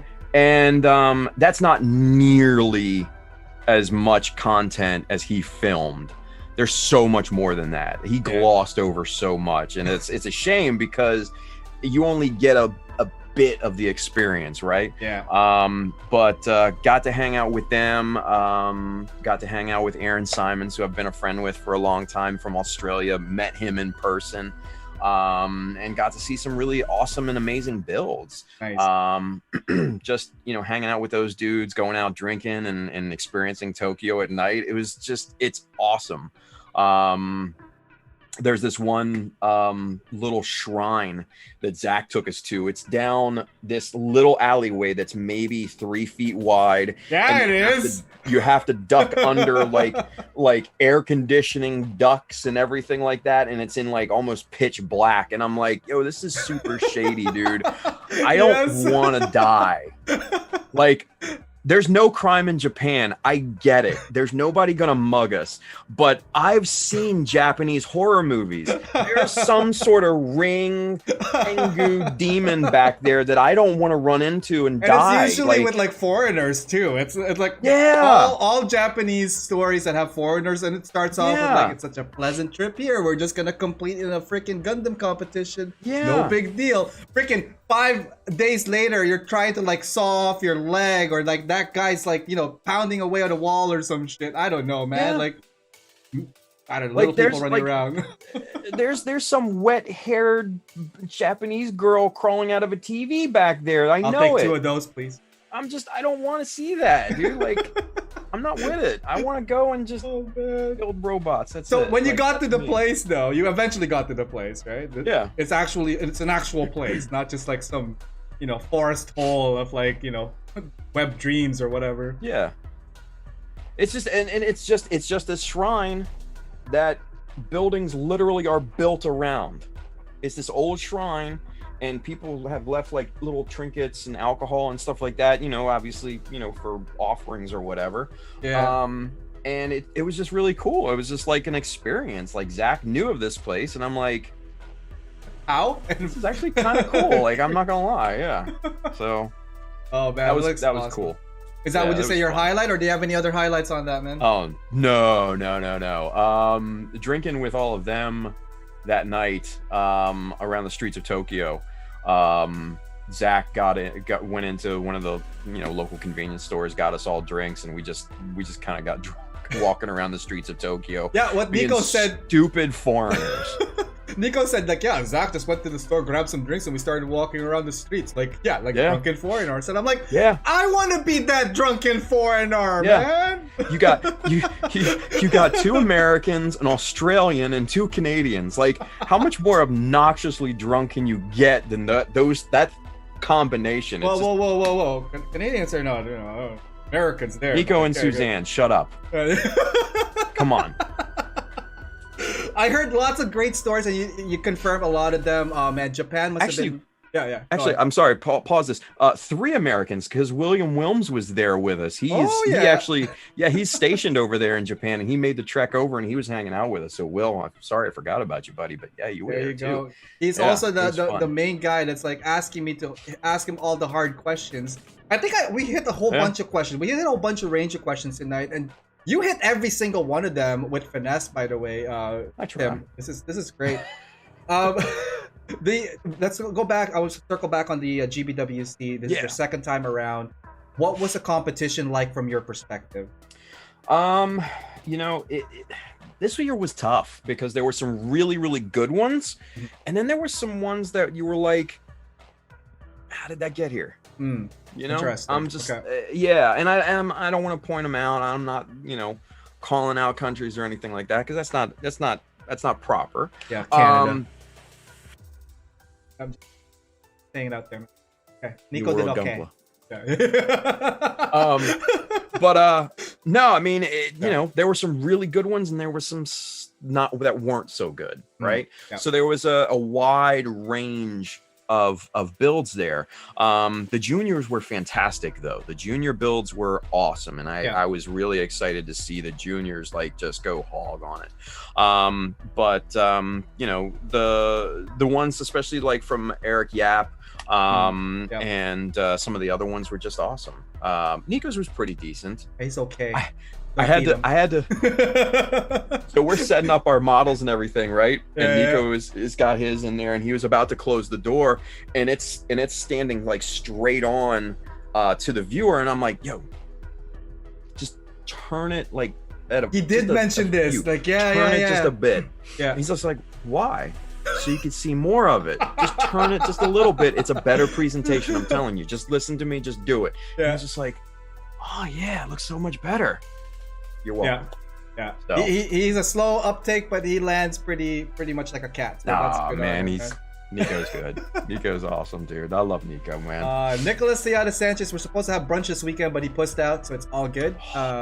I asked him also, hey, do you have Nico, it's your time. Do you have any questions for Tim before I say, you know, no more questions from Nicholas Tejada Sanchez? He was supposed to drop me a video, and I was supposed to slip it in. He's like, I don't know if I want to make it. I'm like, dude, I wanted him to host the show too, just for lulz, because I want to see if he could do what I do. I think that would have been funny. I think that would have been an interesting show altogether.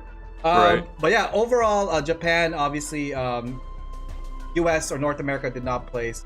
But I think the experience from that was well worth the travel. For you guys, anyways, you tell me. Like, what did you think of the whole experience of getting back in Japan and all that? Oh, it's awesome. I mean, just meeting the other builders and everything, and all that, and hanging out and partying and everything. Oh my God, that's the prize. Right. And then coming home with free models from, you know, Santa Kawaguchi. Like, that's just icing on the cake. Like. I heard you can't even bring all of it back because it was so many. No, that's the thing. Like, I got stuck, dude. I got stuck with these massive models, and I'm like, how am I supposed to get these home? Right? Like, we were horse trading models after the whole party. Like, all right, I'll give you this if you give me that. Yeah. And like, I had the big Psycho Zaku Verka, like clear version or something like that I won. Version, yeah. And then they gave me the Penelope High Grade, which is a massive box, and then the Ultron P Bandai, and then the Ari Bawu, right? So I'm sitting here, I'm like, yo, I got some good stuff, but how am I gonna bring home? Did you even think about that going there? Like, you were gonna come back with stuff? Oh yeah. No, you travel smart, because you put one suitcase inside of the other suitcase, and that's how you get both suitcases over there without having to dick around with that stuff. Right. And then on the way back, you have two suitcases, which is already bought and paid for, so you're golden. So that's what we did in 2016. Brought a ton of stuff back, but the thing was, like, I couldn't fit that Psycho Zaku in the suitcase. It's so big. And then with the Penelope and all the other ones, I'm like, yo, this ain't gonna work. So I went down to the lobby and I horse traded with him, and I bought my way out of that. I'm like, here, you bring the hog. Cool. Yeah. Have fun getting that back home, buddy. What did you end up taking home, by the way? Do you remember? Oh God, the Bawu, definitely. I brought the Penelope home. Yeah. What else did I bring home? I don't even know. Master Grade Ball. That was a good downsize. Balls are good, man. You gotta have some balls, man, for sure. Yeah. Play with them. Fondle them. I can't caress them. Tiny hand. Cup the balls. Anyway, what else did I bring home? I don't even remember, honestly, what else I brought home.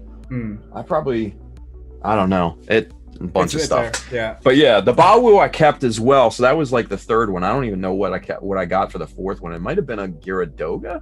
Right. Or a Marasai or something like that. Oh no, it was a Trans Am Exia. Ooh. Yeah. Very and big. that'll be Kit Bash fodder. Yeah. Who builds Exia? But yeah. These days? Awesome stuff. Well, again, congratulations on your placement 2019. To that, we're looking forward to your 2020X entry. Looking forward to that Zaku. Before we go, two, three slides left. Cool. Otakume, this one is one of the more recent events. And this is like one of the ones where you judged in. Yeah. What was that like? What was that competition? So where is it and what was it about? Yeah. Otaku ME, Otaku Middle East. It's in Dubai, in the United Arab Emirates. And Mr. Case, the owner of Otaku ME, contacted me back December of last year and, wanted me to come out and judge their Gunpla competition. And I was just like, okay, cool. Yeah, totally. I get to go to Dubai to judge a competition. Yeah, I'm down for it. So my wife and I went out there in January and had a wonderful time. It's such a beautiful country. The weird thing is like it was like 100-year storm that they had. And the middle 2 days that we were there, it actually flooded the city. Oh, wow. Okay. This place is in the middle of the desert, but it flooded. Like, come on. Like, they've never seen that amount of rain in like so very long. It was insane, right? Yeah. So we got to do the event the day before it rained, but then I was supposed to put on a class at the Otaku ME shop the next day, and it flooded. The shop flooded. Wow. So we couldn't do the class, unfortunately, which a lot of people were, unhappy about, but can't fight Mother Nature. But the whole judging process was awesome. I met a bunch of people that I knew online. James Quinzat, who won second place in 2017 overall. Just amazing builder and very, very talented. He does live streams for Otaku ME, and you definitely can learn a thing or two from him. Seeing some of the display pieces, they actually have some models from Naoki in their cases. Wow. Yeah, because he was one of their special guests. I think. Did you get a chance to meet him before that? Oh no, he wasn't there. He was there. Yeah, before. That would have been something, eh? yeah, that would have been cool. I don't get starstruck, so I'm just like, cool, it's Naoki. Yeah, I want to know what he smells like. I don't. Awake. So, some photos here I took. The first couple at the top there were, I think, from Otaku ME. They're like the winners for that. What I did here is just like photos of like all around us. Like, you have friends all over the world. You have Zach. You have obviously the people from Mechanism, everybody from Maryland, Chicago, New York. And hey, Toronto, if I could be your friend, Tim, I'm just shooting it out there, man. Shooting it out there. Fuck Nico. Dude. I'm the new Toronto co-mate. I'm just kidding. No, I love him. I love him. Throwing it down. No, right? Jesus. He likes getting slapped around by me. Ooh. He's the small spoon. Closing off the show and the slideshows here, Tim, lots of stories, and there was so much more we want to talk about. And obviously, these people have been dying to hear from you. So thank you so much for taking so much of your time to chat with us tonight.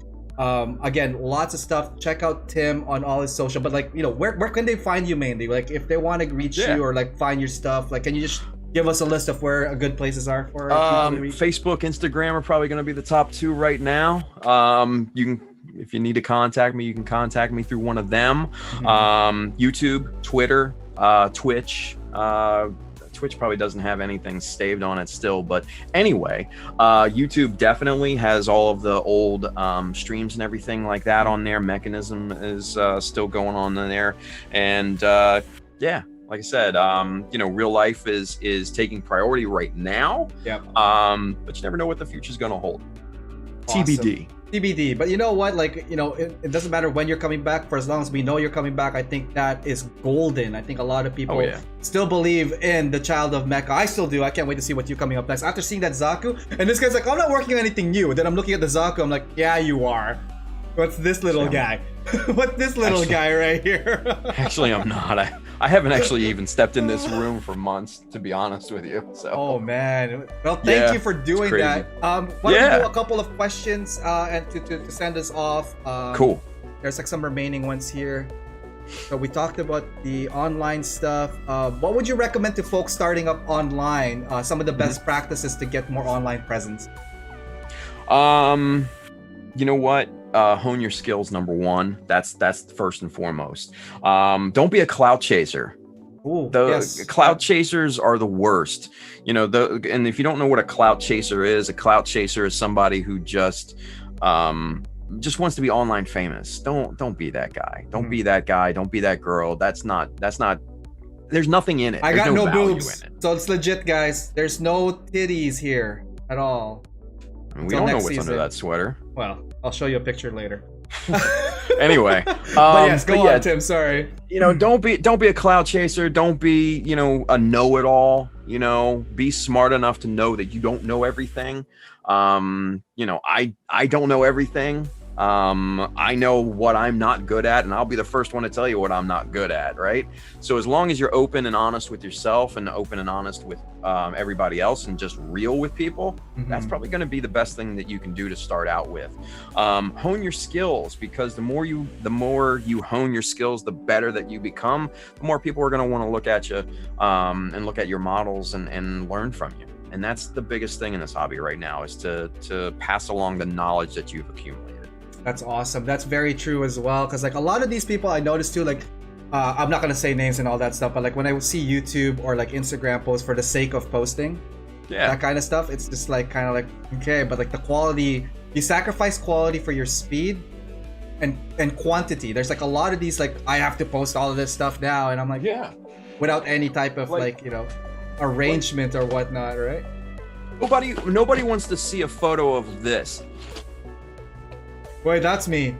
I'm kidding. But I built it on the show. Nobody wants to see that. Nobody wants to see the stacks and stacks and stacks of boxes too as well. Again, Backlog Builder is designed to encourage people to open their boxes and work on them. Another question here. Moving on for very good points, Tim, by the way. Excellent points on that. Next question. What's his guilty pleasure Gundam design? We all know he likes militaristic to see suits, but what's a design he really likes that we wouldn't guess? Ooh. Cublé. Would not have guessed that. Would not have guessed that. Yeah, the Cublé. I don't know why. It's just something. It's so different. Yeah, I could really kind of dig into that and customize the shit out of it. I could see that too, because like also lots of rounds. It's not your typical angular products that you've been working on. This one has round surfaces, exposed innards and all kinds of stuff, and it's more bug-like than anything. So, hey, if you ever build that, man, if you ever need the Cublé, I know someone that has it. Nico. Actually, I think I have one. Oh, maybe. Awesome. Somewhere. Some other questions here. Oh yeah, we already said how hard was it to pack all that for transporting the there. Okay, we already talked about that. Where's the magnet? We talked about that. I'm just been copy pasting all the questions from both sides. Nice. Here's a question. What would you recommend? Okay, we talked about the online stuff. Okay, I'm taking that up. Top 3 tools that you would say is like a must for you. Hobby knife, specifically an NT cutter. This little guy right here is awesome. Nice. Excuse me. So yeah, that would be far and away number 1. For me, Chopper 2. Ooh, yep. Can't go wrong with one of these bad boys, because you can do all sorts of repeatable cuts and make clean angles and stuff like that. So that's a great tool. After that,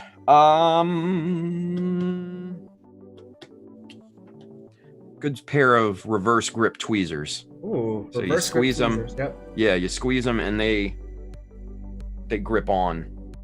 Nice. And you don't have to worry about it. So these come in very, very handy when placing very small pieces of plastic, decals, things of that nature. So yeah. Awesome. We're gonna come out of the slideshow real quick. We're down to like 2 more questions left. This one is I could see this being a longer question because it's more of your POV. And this is relating to current world situation with the pandemic and lockdown. What do you think the new norm for model kit competitions are going to be like moving forward, especially with like social distancing and the potential for even further lockdowns or continued lockdown? I mean, knowing that there are two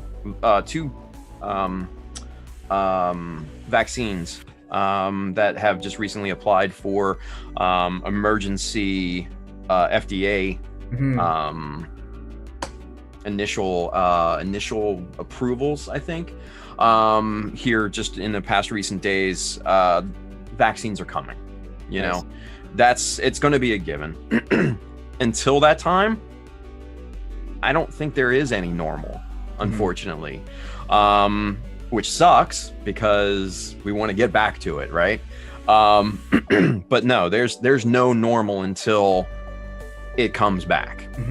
Now, do you foresee more online competition rather than in-person competition? Like, in the interim, sure. Yeah. More cancellations, inevitable.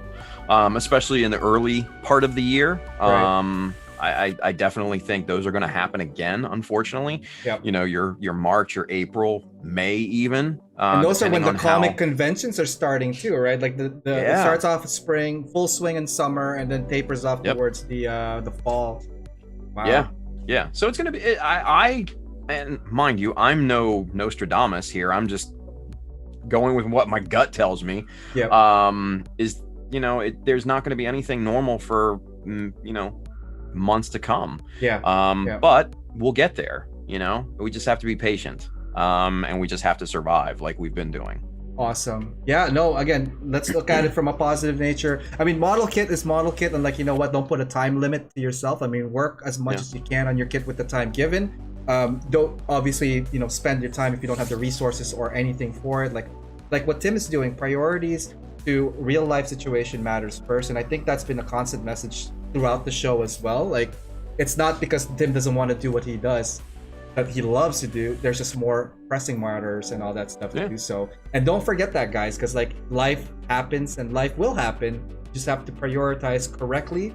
And you know, when you come back to it, and Tim knows this, when he's back and good to go, he's gonna pick up that bike and kick all our asses one more time and call him daddy.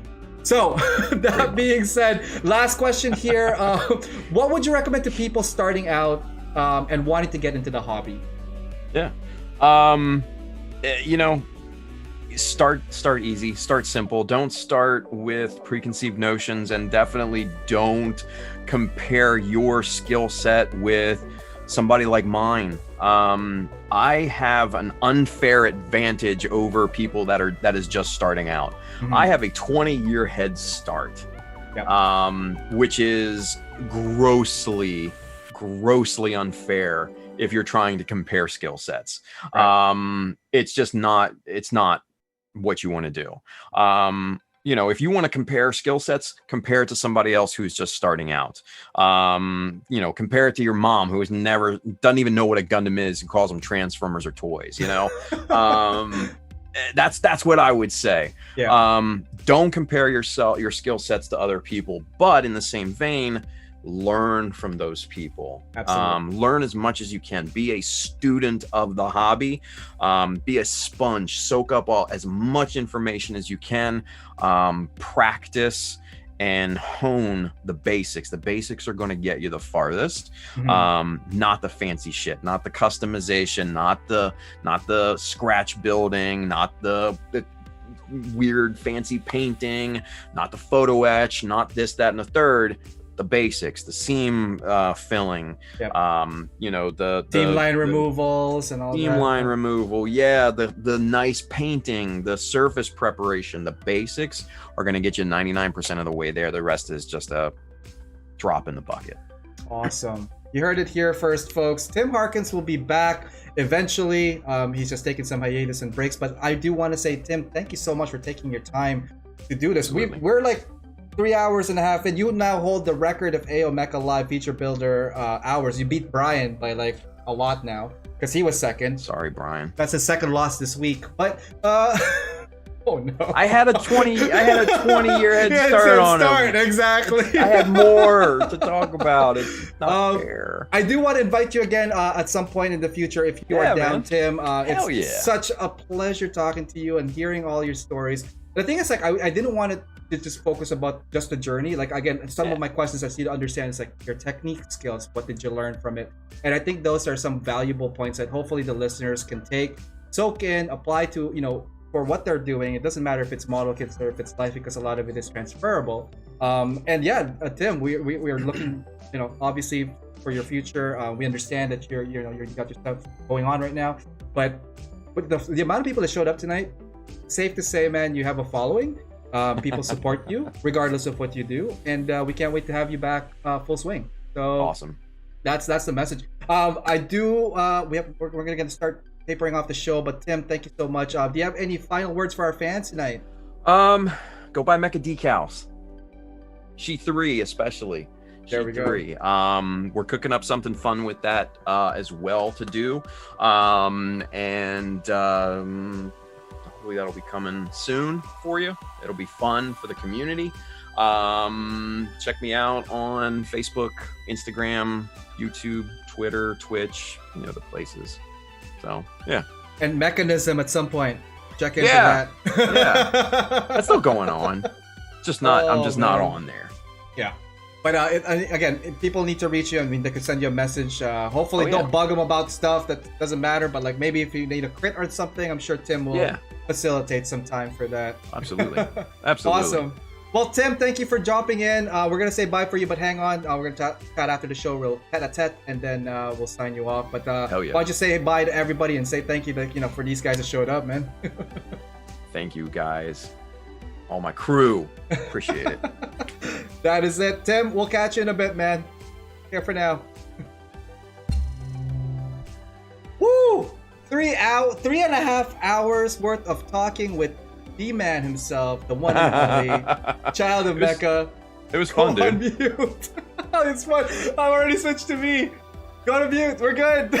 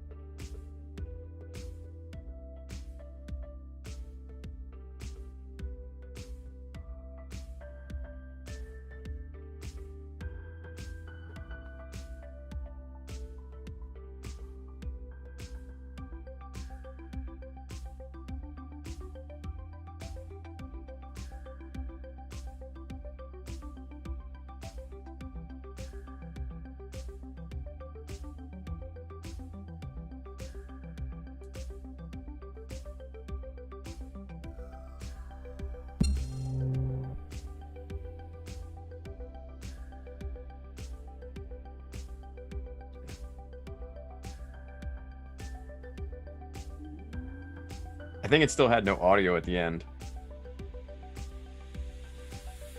That's what everybody was saying in the chat. I apparently don't have audio in my end. Thanks, Tim. What do you want me to do?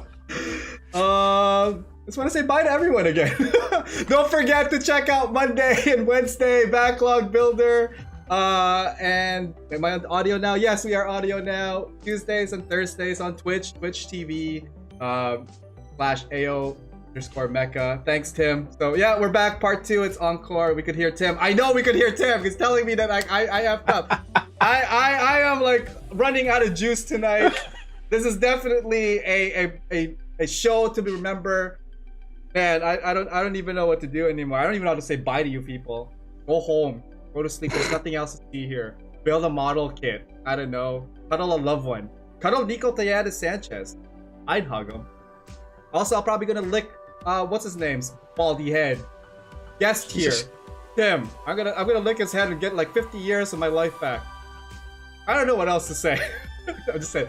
This show is powered by USA Gundam Store. Check them out, usagundamstore.com, and save with my discount code AOMECHA10. You can also get Tim's decals there.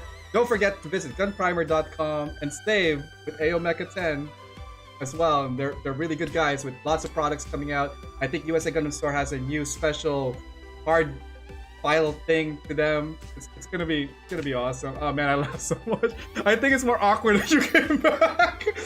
You know what? This show is all about unpredictable stuff, man. I pulled so many weird stuff in this show. I don't even know what's going on. And I'm gonna play some Overwatch after this. I'm gonna go get some beer, and I'm gonna call it a Saturday night. That's what's happening.